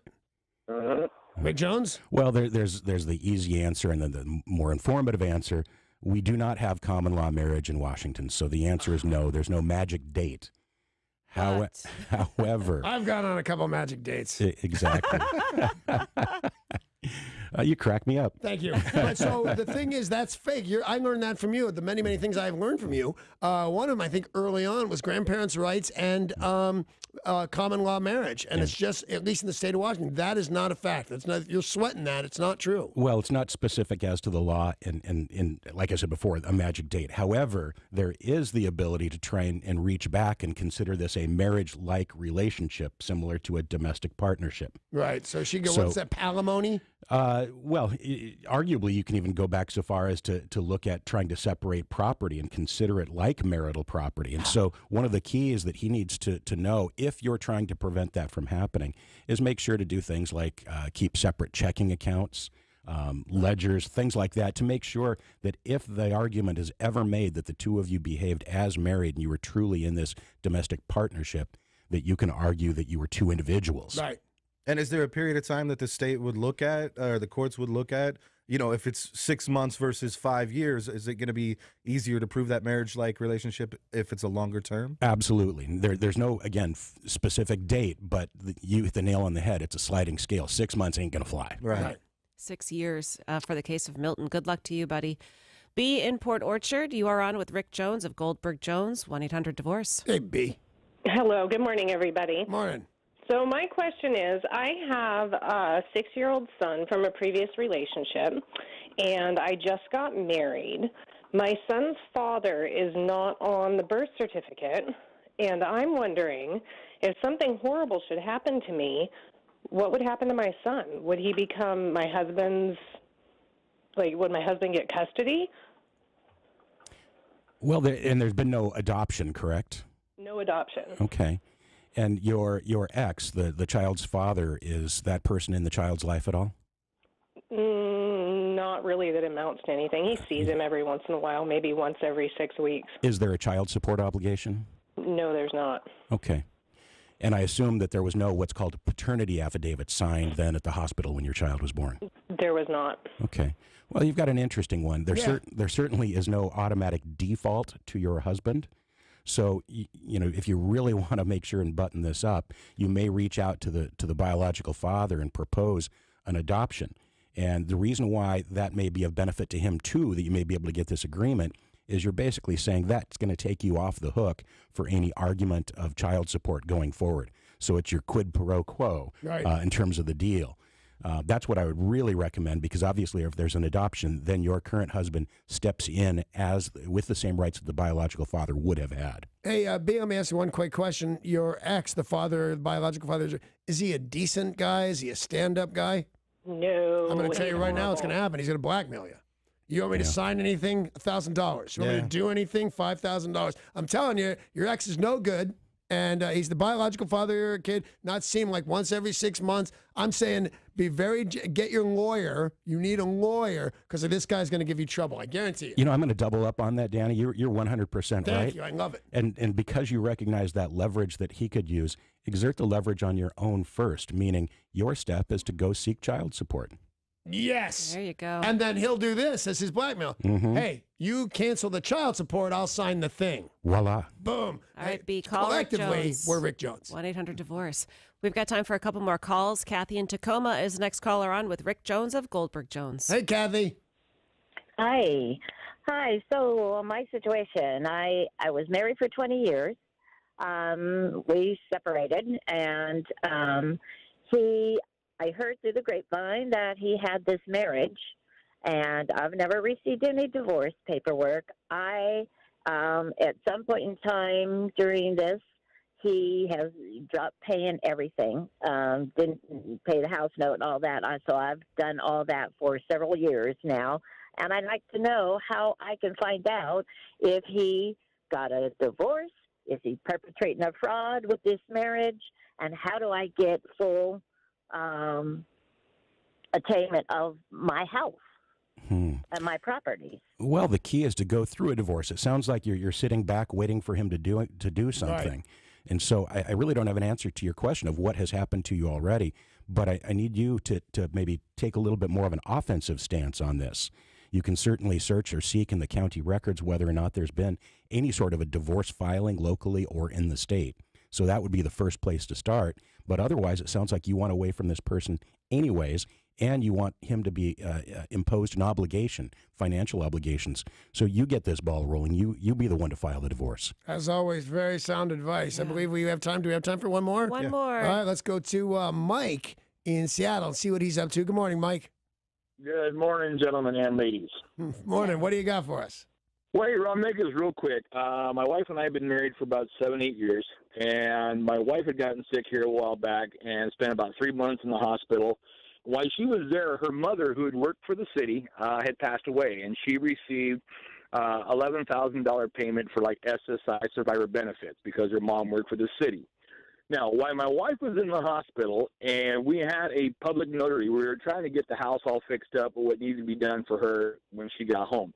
We had a public notary come in and made sure she was of sound mind. You're signing this, you know what you're doing. Yes. So she signed it. As a married couple, I was able to use that money to get the house fixed and pay some other bills. Now, since we're going through a divorce, my wife is wanting to threaten embezzlement of that $11,000. So from what I've been told, since she did sign in front of a public notary that verified you are of sound mind, you know what you're signing, can she still do that or go back after me for that $11,000 that she signed me access to since we're married. Well, thanks for making that story short. Dude, that's what I was going to say, except in English. Yeah, But exactly. making that story short. All right, cool. What do you got? I think he's looking at the wrong thing, actually. What he really needs to look at is that $11,000 arguably was separate property when it came in. Yes, there was an acknowledgement, which is just a piece of evidence, but the most important thing is that $11,000 was now used to pay community debt. Right. It certainly is traceable. It'll be part of the divorce. There's no issues of embezzlement or criminal behavior here. So I'll tell you what, though, when one of the parties is threatening you to sue you and bring to light embezzlement or other crimes that are imagined, again, Mike, you need a lawyer. This woman's really mad at you. And I think, she's throwing around the word embezzlement. She's making that up. I'll threaten you with jail. She's bad news, dude. Get this locked down with an attorney very fast. And speaking of attorneys, Rick Jones, thank you very much for being here, as always. Thank you. If you need Rick Jones for a longer period of time than when he is here, you need to call 1-800-DIVORCE. That's 1-800-DIVORCE.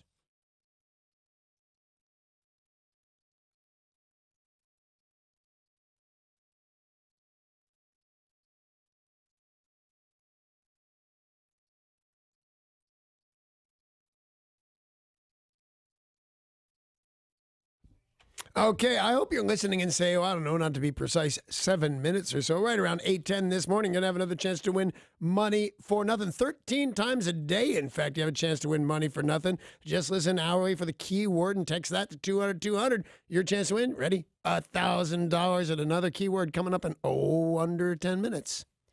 Well, more and more states are beginning to legalize marijuana, which means more and more people are using marijuana products. Everything from actually getting high to just the CBD oils to help you feel nice. And they say more and more people are using it as a means to relax. Yeah. That it isn't about getting high to have an altered consciousness. It's a way to chill out, watch TV, that people have, some edibles, and it's just relaxing now. Well, edibles are going to get you high. Yeah, but it used to be like viewed as drugs to get high as an altered state of consciousness. Right. And now it can just be different strains of weed to just relax. Yeah, Amy has that in our fridge. It didn't do anything for her, but we have the thing, this won't get you high. This will help you relax. Didn't really work for her. Right, but even the different strains that are getting you high, some are making you think and work and be more focused on specific tasks. Which brand of marijuana is making me more focused? Derek or Tori, you guys remember which one's which? More focused would probably be more of a sativa based. The sativa. What's indica is more couch. Yeah, indica. Sativa makes you all scattered. Anyway, whatever the point is, there's apparently pot these days I was unaware of that makes you focus better. I'd be interested in getting some of that. Well, as you said, as opposed to the indica couch. So that's the one that people are going for relaxation. That's the only one I think I've ever gone for. Because when they say the other one will get you real high in your head and you'll be interested. No. There's enough going on in my head right now. We just need to chill out and eat some brownies. Right. So that's the difference. You're going to be in your head. You're going to be thinking about stuff. I don't want to hear that. A lot of people are like, no, I want to chill. I don't know if you've noticed this, but I can go very long periods of time without thinking. What's your go-to way to chill, Danny? Oh, God. If not marijuana. I have a couple of different ways. Well, on things that I do well, I'll play guitar in my bed. I'll take it down to the bedroom with it because I have one of those beds that sit up. I'll turn the TV really volume really low, and I'll just practice my guitar. And sure enough, within a few minutes, I end up putting it on the ground, falling asleep. Oh, really? Yeah, I'm overly relaxed. But I only do that. It's why would I go down to my bedroom if I wasn't getting close to bedroom time? So.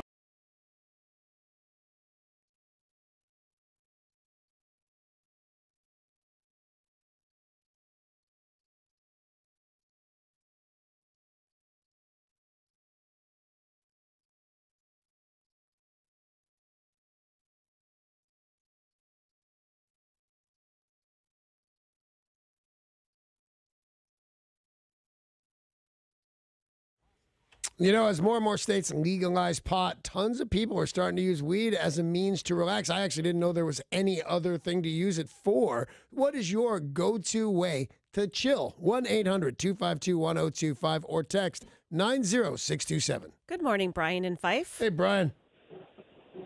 Good morning. I like to get out in nature and do photography.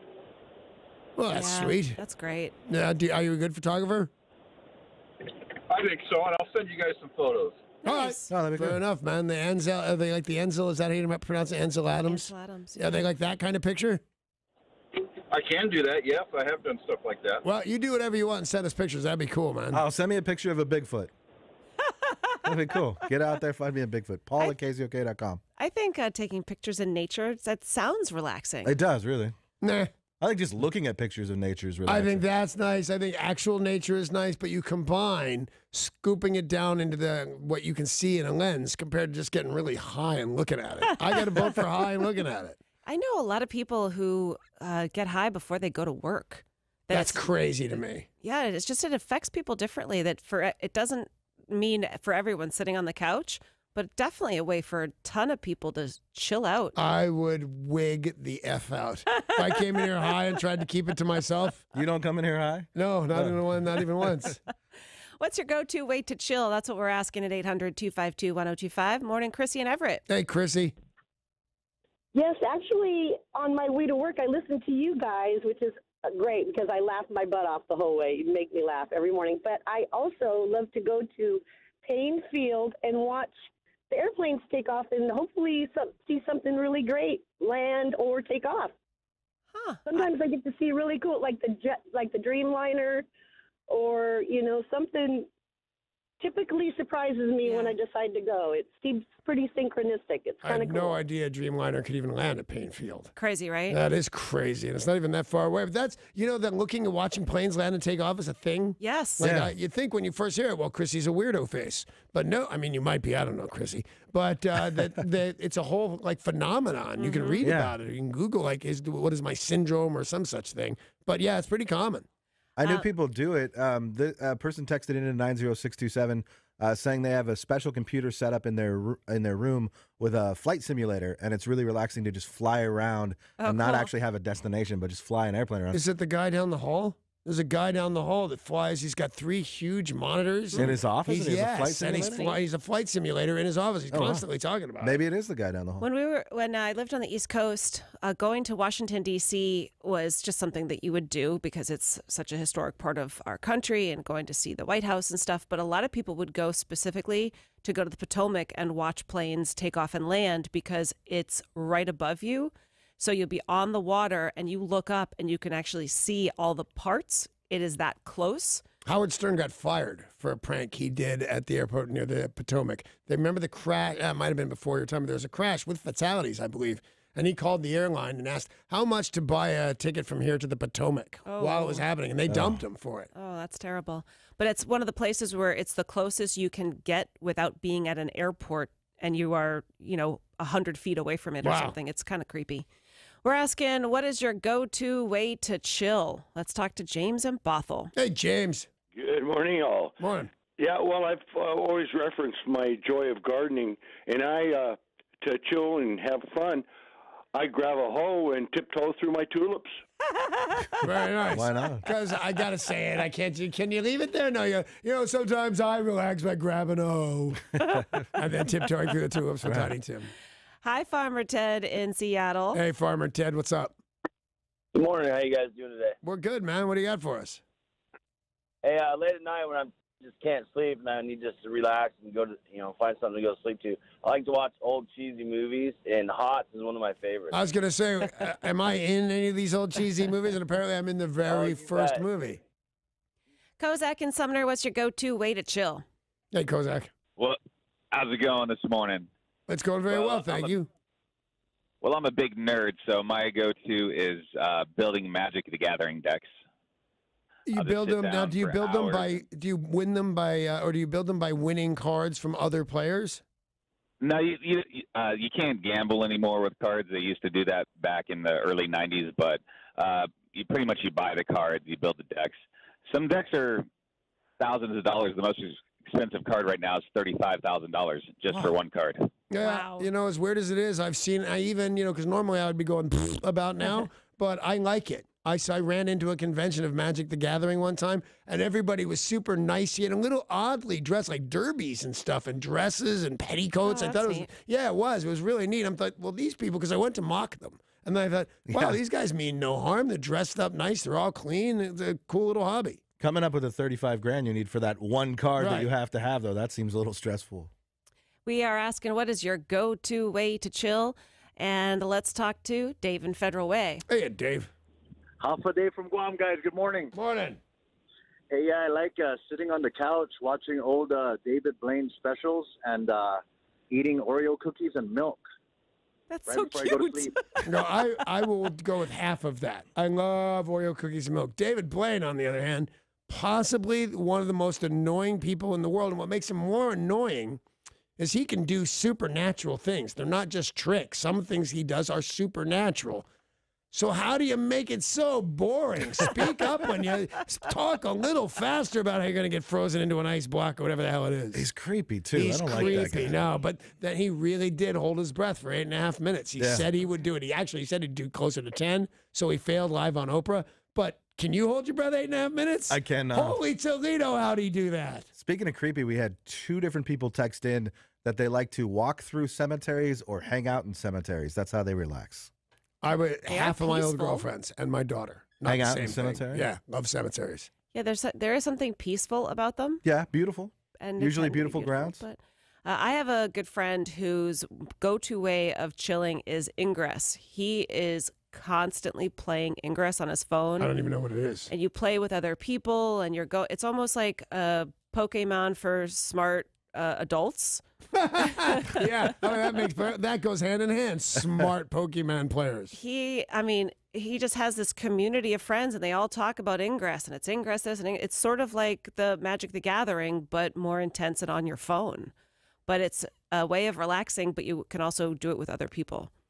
It sounded a little more perverse than I meant. Kelly and Quilcene, what's your go-to way to chill? I build models. Really, what kind? Planes, tanks, cars, motorcycles. Like old, vintage, new, all across the board. All across the board. Neat. Yeah, that's a nice one. I couldn't get to it because A, I don't have the patience. And, you don't want to huff the glue, but you've heard so much about it, about, don't go smelling glue, Dan. Don't go down to the hobby. Your friends are going to smell some glue. Next thing you know, you're smelling glue, and I think it's my dad's fault. Paul, what's your go-to way to chill? It might not be the manliest of ways to relax, but I like to draw a nice lavender bubble bath and just hang out in the tub. Right there. It's nice soaking in the tub. I was hot thinking water. Hot bath with bath salts. Yeah, it's so one relaxing. of my favorite things in the whole world to do, followed by watching The Family Guy. Oh, very relaxing. Oh, you know what else I do that's kind of like your real estate game is I'll plan vacations that I'm not going to go on. Like just research destinations, look at pictures of like gorgeous beaches. I like it a whole bunch because you're right. It's very similar. It's like an offshoot of the real estate game because Yeah. I'm looking at houses I'm not going to buy to towns I'm not going to move to. So kind of the same thing. And yours is probably faster with more locations. Oh, it's nice. Well, Paul, didn't you discover someplace in Africa that you're going to go? Yeah. It's where is it? So, on the coast of the Amalfi Coast? No, that's not right. The That's coast. Italy. No, where is it? Where the Somalia. Somalian pirates are? Anyway, Yeah. there's this beautiful stretch of beach there. It's just gorgeous, like the most beautiful beach I've ever seen. Except that it's where all the Somali pirates are. Yeah, you probably, when you say to anybody, The Gulf of Aden. There we I'm go. going to go relax on the beach in Somalia. Yeah. Most people are going to say that's not that relaxing. No. Maybe when they call us up and demand money for your safe return, maybe that part's relaxing. Good morning, Tony and Kapowsin. Morning. I have two things I'll do. I've got a small stream trickles into my koi pond. I'll feed them and watch them eat, or I'll just sit and watch the fire in through the glass door of my stove. There's something about a fire. That is one of the most relaxing Totally, things to do. completely true. Look at a I have fire. a problem with koi ponds. I think they're just gorgeous. I've even tried to build a couple that failed. By the way, call 811. Before you dig. Before you dig, do that. But I made I bought a koi pond for my house in Los Feliz, the one my ex-wife still owns. And we put out a koi pond with some expensive, the fish was expensive at the koi pond.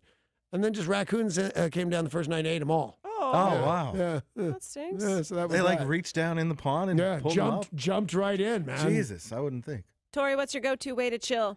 I force my one-eyed kitty to hang out with me. Oh, that sounds so relaxing, even for the cat. I know, right? Yeah.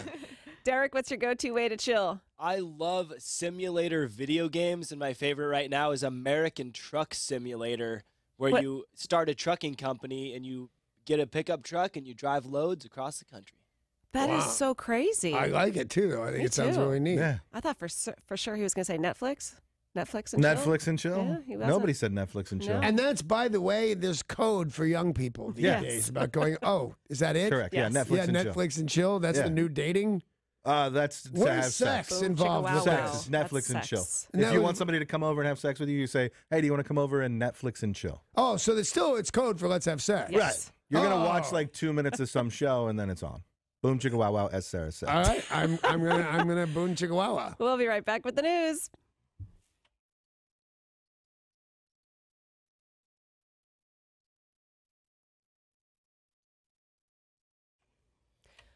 A patient at Washington State's largest psychiatric hospital vaulted over the nurse's station, knocked a nurse to the floor, choked her, and bit off part of her ear. Wow. This assault is... The first half sounded fun, right? She's vaulting over the nurse's station. Well, the weird thing is she didn't hear her coming. It's an ear joke.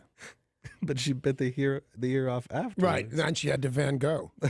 Ear joke. Oh, jeez. That was a great one. Thank you. This is just the latest in a string of attacks that has happened at Washington State Hospital.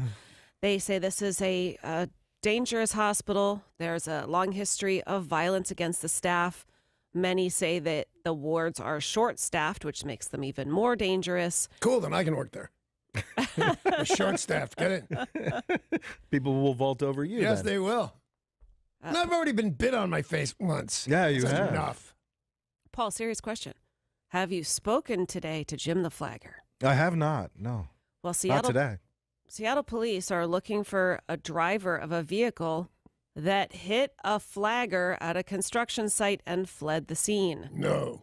This happened near Mercer and 4th in Queen Anne. They are now looking for a black Chevy Impala. The driver is a woman in her 20s who may have had a dog with her. Maybe. Hit the flagger. Hit the flagger and fled. That's not good. No. Hit the flagger and fled, which is a felony. If you are one of those people who is lying and cheating, you probably don't want to photograph yourself doing the things you claim you can't do anymore. Yeah.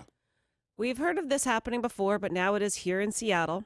A guy has learned the hard way from the U.S. Department of Justice that you cannot say you can't do your job because of physical disability. Right. And then be caught on camera doing yoga and paddleboarding. So this man collected almost $200,000 in disability benefits. He said he had a disability. He could no longer work as a conductor and a brakeman because of his medical condition. So they were paying him out, and then he was failing. It's part of his physical therapy. He's trying to get back to full strength so he can go back to work. Well, where he's going is to jail. Really? Is he going to jail over it? So this dude's now $67. He was sentenced to, what, $67? 67 years old. Uh-huh. He has been ordered to 9 months in prison and must repay the money that was given out to him. I'm sure this guy was a fairly bad guy. Yeah, to get 9 years in for jail? a senior citizen that has a white-collar crime, didn't hurt anybody, stole some money, 200 grand, pay it back plus fines, whatever it is. But to throw him in jail, I'm guessing this guy's up to no good more than once. 9 months in jail and has to pay back, like I said, almost $200,000. There was a case once, you guys may have seen it, was all over the TV, but it was a while ago, like 2020, 40, Dateline, I don't know. Guy goes into court and he's carried in on a stretcher, which they then sit up and he's told his rights and do you understand, and blah, blah, blah. And then the prosecutor plays videotape, like hidden camera stuff of him carrying a bed with his brother and then doing judo. Oh, wow. And his claim is he can't work. And he just looks up at the judge, gets out of the bed, and walks away. Right then and there. This morning, everybody's cell phone will go off at exactly the same time as the powers that be will test the new presidential alert system. Now I have an unlisted number. Does that matter? Nope. He can still call me? Yep. Oh. You're going to get a text message at 11:18 this morning. You cannot opt out. If your phone's off, will it still go through? I believe what happens is it goes through anyway, just like the Amber Alerts. Yeah, I know, do. like if it's silenced, I think they still go through. So yeah. You cannot opt out. You know, sometimes you'll get a text message, say, from AT&T. It says to opt out, press stop. Right, yeah. There is no pressing stop. So it's going to say, this is a test of the National Wireless Emergency Alert System. No action is needed. This is only a test. Right.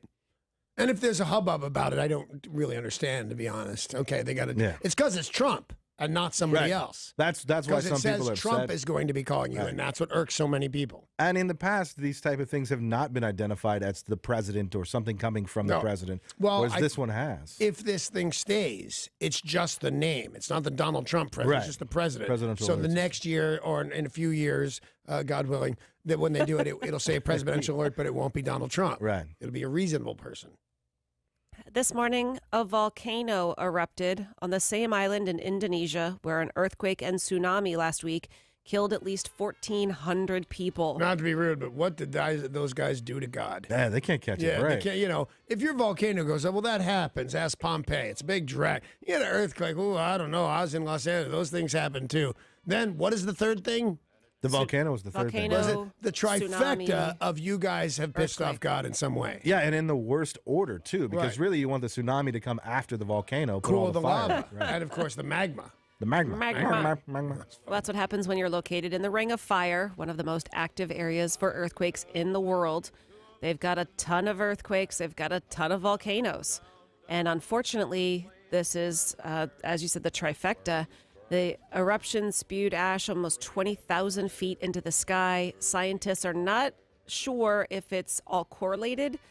Many experts say we got the earthquake. We got the volcano eruption Right. because of the earthquake. Well, there is a silver lining, and that is I can totally play this song. So I could go to Indonesia right now and do one song tributes all around the bars, put out a little tip jar. I'm sure that would be a comfort to I them. think they would love that. According to court documents filed this week, Jeffrey and the giraffe may have a job again. I'm sorry, can we go back? You're going to put out a tip Yeah, jar? I was just going to let that go. Why would I not put a 1,400 tip people jar? dead. Houses are rubble. Place is devastated, Hey, and man, you're asking I for deserve tips. to be. I deserve money for my talent skill. How am I going to pay for the plane ticket, Paul?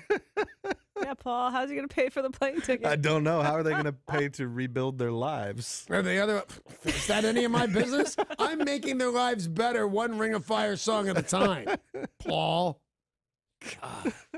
Back to Jeffrey and the giraffe. Yeah. A group of hedge fund managers have gotten together, and they would like to have Toys R Us make a comeback. They are trying to get the assets, including the brand names, Toys R Us, Jeffrey the Giraffe, etc., and they are discussing options for what they do once they get control of the brand. It's got to be pretty cheap. Sell toys. Yeah, that's a good idea. According to the Wall Street Journal, the toy industry has seen an $11 billion hole grow without a place for toys to be sold. So they believe that there is a place to go, and it's not just Amazon, that you can sell toys and I make think money. so, and I prefer to do my shopping online, in a store, at a mall. I think it's a fun activity that I do, but I could live without not going into a big toy store. I fritz. There's too much. Like, I don't know what to get unless I can go, I'm going to go and get a unicorn. No, that's even not good. If I'm going to go and I'm going to get Legos, I'm going to probably get Legos and get out. But if I'm going to just go there and I'm going to get something for Paul's daughter, Jelly Bean, my mind is not going to be able to take all those colored lights and shiny stuff. I can't do it. A jail in England in Dublin made a strange discovery in the yard. So they were out just doing their patrols when they saw a whole bunch of fast food containers inside of one of the garbage cans. And they said, well, there's no way they got out to get the fast food and brought it back in. And none of the people working here got this food. They are now realizing that this fast food made its way into the jail's prison yard via drone. Really? No. Somebody called and said, we're really craving. That's better than where I thought they put it to smuggle it in. If you can get a Big Mac up there, you've got some body dysmorphia. You're going to be popular. Problems. Still under investigation. They have not figured it out how they got this done yet. Still getting sesame seeds out of there. It's a big hassle. It's a huge Big hassle. Giant hassle. Hundreds of guns were stolen from a UPS facility in Tennessee. Yeah. And they were recovered yesterday in Chicago. The Bureau of Alcohol, Tobacco, Firearms, and Explosives said about 400 guns were taken from a UPS facility. 2 men did this with a U-Haul. The ATF said they have now recovered the truck along with the guns, and an 18-year-old has been charged with the theft. Wow. Drove it from Tennessee to Chicago, probably thought he was going to be able to sell them. Oh, I would think you could offload some guns in Chicago. Yeah, I would think so. For sure. They're still trying to find anyone else. Probably the 18-year-old will eventually roll on somebody. His dad. His dad? His dad. Oh, It's going to turn out to be his dad. It's a family affair.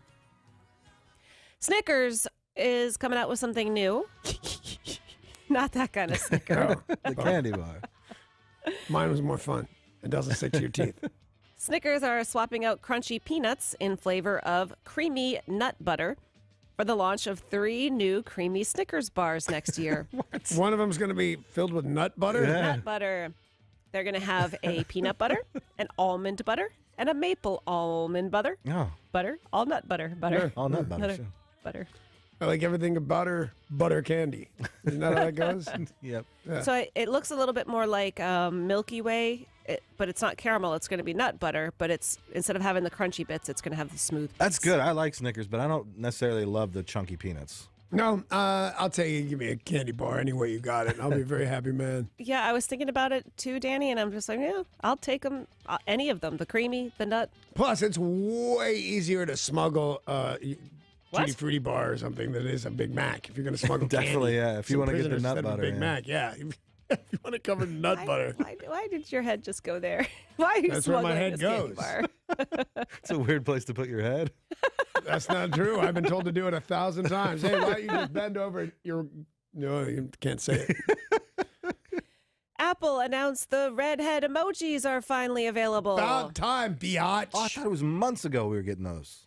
They announced it back in July, and as of now, they are officially available, sort of. Sort of. It's a beta. You can get it in beta only. It's going to be rolled out for regular in a few more weeks, but you have to look for it. It's just a little bit harder to find, but Danny, you should get these. It's in the section where you have all the emojis that don't have souls, right? Yes, exactly. You know, I don't send emojis like that. I send emojis that pop up when I say, what time do you need me at the house? A house emoji pops up, and I'll send that sometimes. But I don't go out of my way to send emojis that look like me or my cat or things like that. You have been one of those people before to send those, though. You sent a lot of those because to me. Amy put them on my phone, and for a day, that was fine.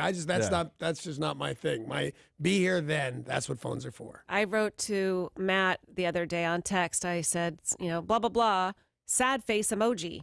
And what actually typed out was the word sad face emoji. Because your phone doesn't have that emoji. I don't know. Why does it have a sad face? You think that's all I'm texting? Sad face and poop face. Huh. You'd think that Sarah's phone knows to have a sad face. Yep. You know what would be more interesting is if the people you called had Automatic bounce back. Yep. Don't you agree with him, Paul? Yeah, Paul. Well, when he's right, he's right. I'm sorry.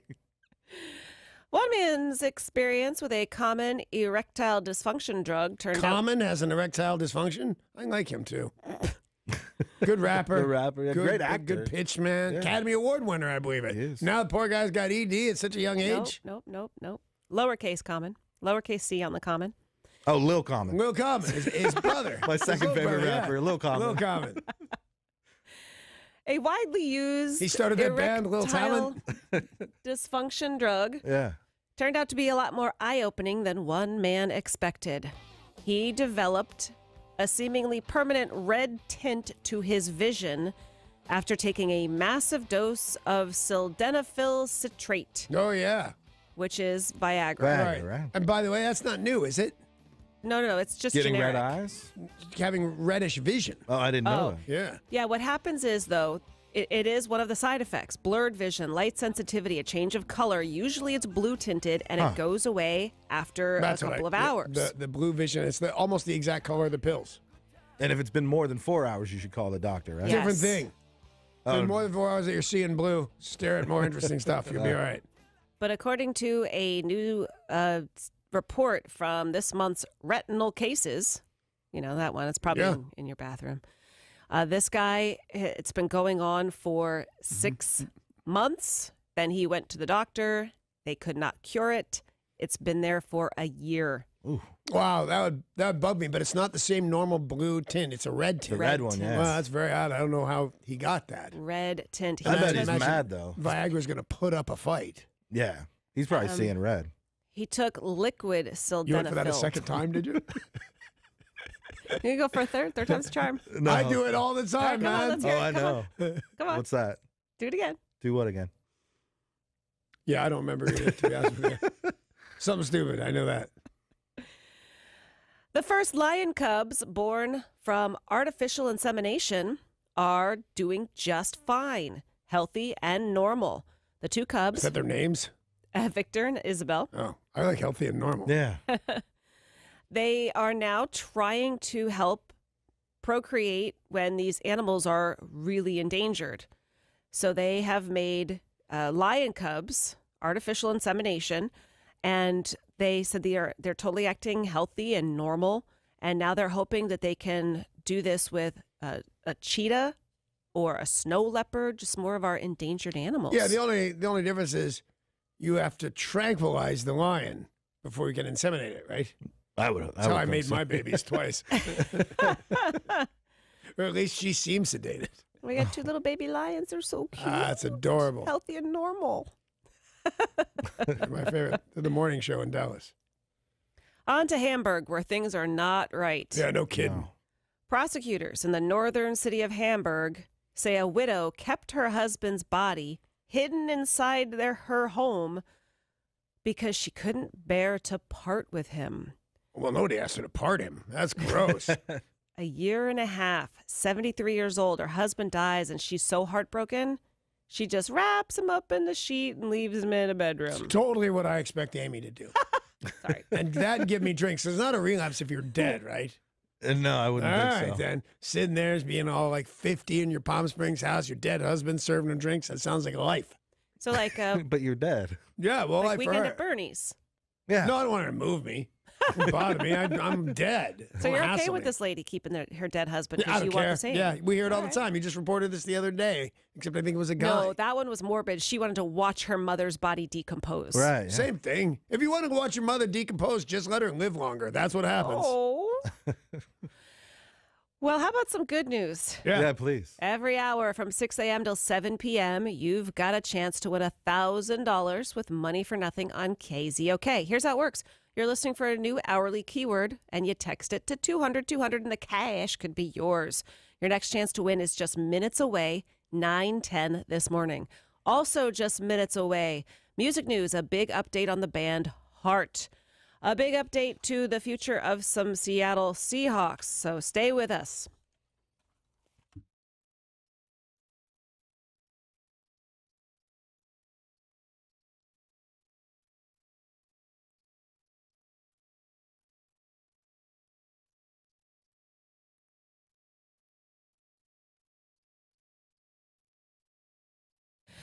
In some music news, for the past few years, Heart have been on hiatus. They had a falling out during their 2016 tour. The sisters, Ann and Nancy Wilson, had a bit of a fight, and Somebody got actually punched, right? yeah, Some her, family members got into Got a into physical it. confrontation. yeah, her husband, Ann's husband, was arrested for assaulting Nancy's then 16-year-old twin sons. This argument, Both of them? twin Because sons, together yeah. they're 32 and young and healthy, and he's an older rock and roller. But in a new interview, Nancy revealed that she has since reconnected with her sister, and discussions are Somebody underway. connected with her twins. Discussions are underway about a possible comeback next year. Wow. She said, I got to tell you, it's looking really good for a Heart reunion tour. A Heart reunion tour. Yeah, it sounds very cool. Yeah. I'll pay attention to that. Good I like news. those guys. And I was sorry that they fight. Yeah. You know, everybody in my family has punched everybody else in my family in the face. But Even your sister? no, not everybody in my family. And that's the price of doing business with Bonaduce. We all know that. We all accept it. It's happened a lot less as we've gotten older. But I think if you smacked any one of our kids, it'd be mutiny. Yeah. Sure, Like yeah. if John smacked Dante, who had it coming, even in my made-up world, I'd go out of my mind. And same thing with him and his son Dominic. Yeah. John Legend announced the release of his first Christmas album and a subsequent tour, a legendary Christmas tour. See what he did there. John Legend and hopefully his wife, Chrissy Teigen, who we know is from this area, will be here in Seattle. Now, John Legend announced a tour date December 18th at the WAMU Theater. So that's great timing. You know, if it's a Christmas album and it's a Christmas show and you just go and get the Christmas vibe on. Can she sing at all? Because she's really funny, and they would make a great show together if she could sing. My understanding is she cannot. Yeah. Really? She's super talented in so many other areas. She's funny. Yeah. She's very funny. She's funny. She's a good writer. She's got a cookbook series. Weird looking, though, to be honest with you. She's not a traditional looking model. Like an acquired taste kind of beauty, I think. Yeah. But I still think pretty, just a different pretty. Was anybody else shocked that John Legend hadn't put out a Christmas album before? Yes, I was. Yeah. Well, tickets will go on sale on Friday at 10 a.m. So again, that is Seattle's date is December 18th at the WAMU Theater. Wow, I will go see that. Or at least I'll claim to. Be fun. I'm going to go see that. Yeah, we'll say right now we will go see we'll that. Totally go see that. But we do a lot of things where it's not what we say. Like, oh, I'm standing in line right now. Well, I'm obviously not standing in line. I'm right here. It just shows I really want to go see that movie. So in that case, I'm going to the WAMU. Yeah, I'm in line right now. Yeah. Is getting ready to come out. Yeah. Looks stupid, but I'm going to go see it. I'm standing in line. Does. Venom is based on the Marvel comic character who gains superpowers and an alternate identity after coming into contact with an alien form. Now, a lot of press has been done. You know, they're going out trying to promote the movie, but actor Tom Hardy, who is the star, doing something very cool tomorrow in Fayetteville, North Carolina. Oh, is it learning how to do an American accent? Because I hear that's been a hard time on him. The one in this movie is so weird. You watch the trailer, it's like he's doing a Christopher Walken impression. Yeah. A bad one. But I looked into things and I found something bad. Yeah. Yeah, it's really weird. I don't approve. But I like that. I like the character. So here's what he's doing that's very cool. Tom Hardy will be going to Fayetteville, North Carolina for a screening of this movie, and he will be there. He will be greeting all those who show up. Tickets are gone already, but they went only to active duty military. Oh, that's cool. That is very cool. Is he going to be in the Venom suit? You know, he should, because whether the movie's stupid or not, the Venom suit's really cool. It is cool. Is there a Venom suit? I mean, he's inside something in the movie. Do you see his isn't face? Isn't it CGI, though? Maybe. I don't know. Maybe. I mean, maybe he has to get dressed up in a black suit every now and again, but I think the actual beast is mostly computer animated. HBO keeps stocking the bar with Game of Thrones themed alcohol, and this time it is a scotch described as best served icy cold. A special edition of White Walker, Johnny Walker Scotch. Nice. Oh, that's very nice. Very clever. So Johnny Walker, we know, has a black label. Yeah. They've got a red label. They got a blue label. The blue label is hundreds of dollars. It's very expensive. It's craziness. But now they've got the White Walker, and it's a super cool bottle, super cool design, and the bottle uses temperature-sensitive ink to reveal the message, "Winter is here," once it's at freezing temperature. So you put it in your freezer, and the bottle changes, which is super cool. Plus $36. 36. Oh, that's nice. That's normal price for scotch. For White Walker. I've got Texas Walker, and it kicks that one's ass. Walker Texas Ranger. If you want some money to buy whatever kind of whiskey you want, here's a chance to win some.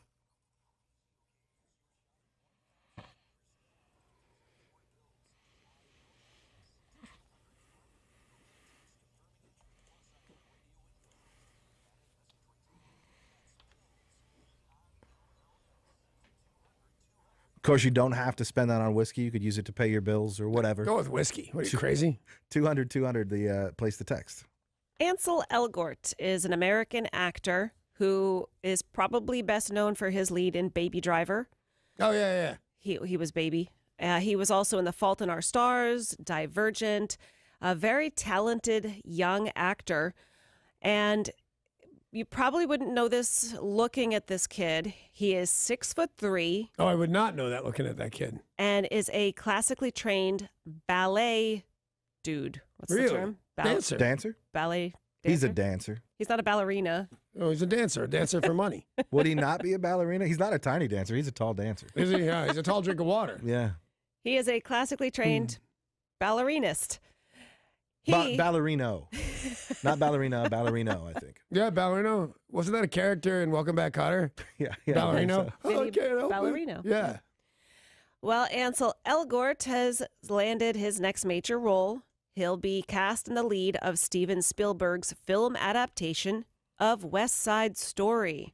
Oh, man. He'll be Jet starring all as the Tony. way. And the musical, if you haven't seen it, is inspired by Romeo and Juliet, and it follows the rivalry between New York City gangs, the Jets and the Sharks. And it won 10 Academy Awards when it came out first in 1961. And they say he is the man to do it because he is a dancer. Went to the School of American Ballet in New York for 5 years. Now, does it throw a monkey wrench anything that he's a glowing white person? Who are the, no, the other guys were Puerto Ricans, I believe, but the other guys were just neighborhood toughs, right? As far as I know, yeah. I don't remember it all that well, but I think they're just of any race, creed, or color to be the bad guys, to be the Jets. Police in Ohio are getting a lot of needless calls about coyote sightings. Really? So their solution is to take to Facebook and ask people to refrain from using the phone to report coyotes, unless it's one specific coyote. Their post reads, if you see certain behaviors, then you can call 911 to report the coyote.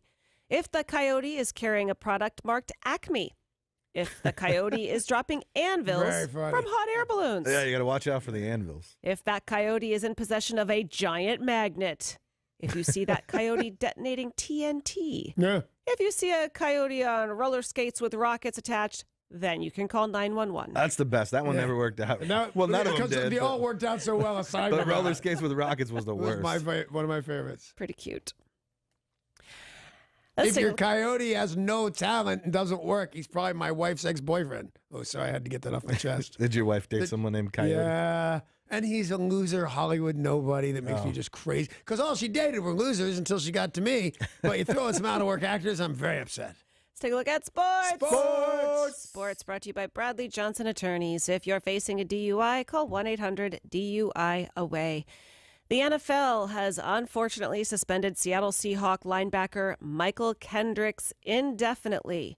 No, it's unfortunately because he's good at his job. Yeah, he's been playing great. Right. I mean, on the other side, he might have run afoul of the law and actually belong going to jail. I don't think so. Again, white-collar crime, nobody got hurt. Pay your money back. I like him. He's going to be sentenced for that crime in January, late January. So the understanding was he would be able to play football until that time. And we will see if the NFL allows an appeal, if they will be persuaded. But for the time being, you will not see Michael Kendricks suited up against the Rams this Sunday. So, but we didn't suspend him. No, the NFL said he can no longer play. Yeah. Right. And good news out of the sports world. NHL Commissioner Gary Bettman said yesterday that the league's executive committee voted 9-0 to forward Seattle's expansion bid. Woohoo. This will now go to the full Board of Governors, clearing the way for a 30-second franchise by October of 2020. That's a very fast franchise. Yeah, really short. 30-second franchise. You think That's out here of in your Seattle mind. we'd have one for years. Yeah, but no, 30 seconds. I appreciate it while you got it. And hockey does get underway today. The Stanley Cup winning Washington Capitals will raise their banner, and then they'll play the Boston Bruins. So a handful of games on the docket. But, of course, being October, baseball. Baseball. Yesterday, wild card for the National League. The Rockies beat the Cubs 2-1. That was a one-and-done series. They move on. So the National League, tomorrow, first pitch 2 o'clock, Rockies at the Brewers. And game 1 between the Braves and the Dodgers. That pitch is starting at 5:30, that game. Tonight, we have another wild card game, one and done. It is the Oakland Athletics at the New York Yankees. First pitch is at 5. Just wake Danny and I up when it's World Series time. Exactly. And Totally. maybe like Game 7 of the World Series. Wake us up for that. Well, speaking of the World Series, the Boston Red Sox are the World Series favorites, Yeah. followed closely by the defending champion Houston Astros. But according to Vegas, if the Oakland Athletics win, they are bumming. Who's bumming? Vegas. Odds makers, people who pay out the sports books. Oh, because they're a long shot that a lot of people are taking a bet on? That a lot of people did take early on. Yeah, okay. 250 to 1. Whoa. Oh, that's what they were. That had to be before the season started, right? Yes. A lot of people took it. Yeah, a lot of people do that. Just you're in Vegas. It's months before Right. the season, and you just put money down on your favorite team. Yep. Now, people who did place those bets could be in line for a pretty payday. Yeah, $250,000 for every $1,000 you put down. Yeah. So that's the concern. They said there were some of those $1,000 bets put down, so that'll cost them if Oakland does win. But Oakland needs to get past the New York Yankees tonight at 5. I think Vegas will be all right, though. They'll survive. Well, yeah, it's the people more like in New Jersey named Vinny telling you how much you owe on the VIG. Yeah. They don't know how to recoup this. Right. And some Mariners news. While Jerry Dipoto says there are many questions still to be answered as the upcoming offseason plays out, we know the future of Ichiro Suzuki. He will be on the Major League roster when Seattle opens its regular season in Tokyo next year. We will be opening against the A's in Japan. The Japanese A's? The The Tokyo Oakland A's? A's. But we in play Japan. games. 2 American teams. They're not playing a Japanese team? All right, I get it. They might as part of preseason, but no, the season opener, regular everyday baseball, will be starting in Tokyo, and Ichiro will be suited up. Okay, that's clearly a marketing move. Yeah, clearly, but so what? Has nothing to do with gameplay. But how do you do that before the offseason, before spring training? You've already named a player to your roster. It's crazy. It is pretty smart because he's beloved. Especially a player that you cut. Yeah. That couldn't play throughout the entirety of this season. Well, he was still with the organization, and they said we're not saying he's retired. Right. Yeah. He still wants to play. But I get why it's good for bobblehead sales or jersey sales or whatever, but attendance will skyrocket. Then who's it in bad Tokyo. for? Baseball. I mean, it's just you're putting players on the team just for marketing purposes. Bad for Of baseball. 2 American teams playing in Japan, everything about that is a marketing thing. Sure, yeah. So, That's yeah, it true. doesn't bother me at all. Now, the Sounders, they have a match against the Houston Dynamo, was set to be on Saturday. It is now being played Monday at 7:30. So change of match time for the Sounders, a change of match day. And one last bit of sports news. The Los Angeles Rams announced they are changing kickers, which really bums me out because I love this guy. His name is Ficken. Yeah. So he's fake chicken. Sam Ficken. Sure, he's thrilled to find this out. I bet. What a funny name. Ficken has been waived by the Rams. We will not be seeing him No on more Sunday. Ficken? No more Ficken. I'm sad to hear it. They have signed Cairo Santos, but he'll be kicked to the curb as soon as Greg Zuerlein is ready to return from his groin injury. Kickers this season, man. Yeah, it's been it's a rough for thing. kickers. It's not a good thing. No. Sports this morning brought to you by Bradley Johnson Attorneys. If you're facing a DUI, call 1-800-DUI-AWAY. That's 1-800-DUI-AWAY. Tomorrow, a lot of coming up on the show tomorrow, my Yeah, friends. 7:50, I've got your filthy forecast. And 7:20, giving another pair of tickets away to the Oktoberfest Northwest at the Washington State Fair Event Center. I'll tell you, you know what we got coming up right now, do you? What? Well, you can have your Ficken, Yeah. which is fake chicken, or your flams, which are fake clams. Don't do fake duck. No, I won't. Please. I won't. I was thinking, I'll change it up just now, but I always want the real thing. And ladies and gentlemen, I'm about to get it with Steve Slayton saunters in this door as he has been known to do, and then he will play a whole bunch of classic rock and roll just for your listening pleasure. We're going to get out of his way, so bye.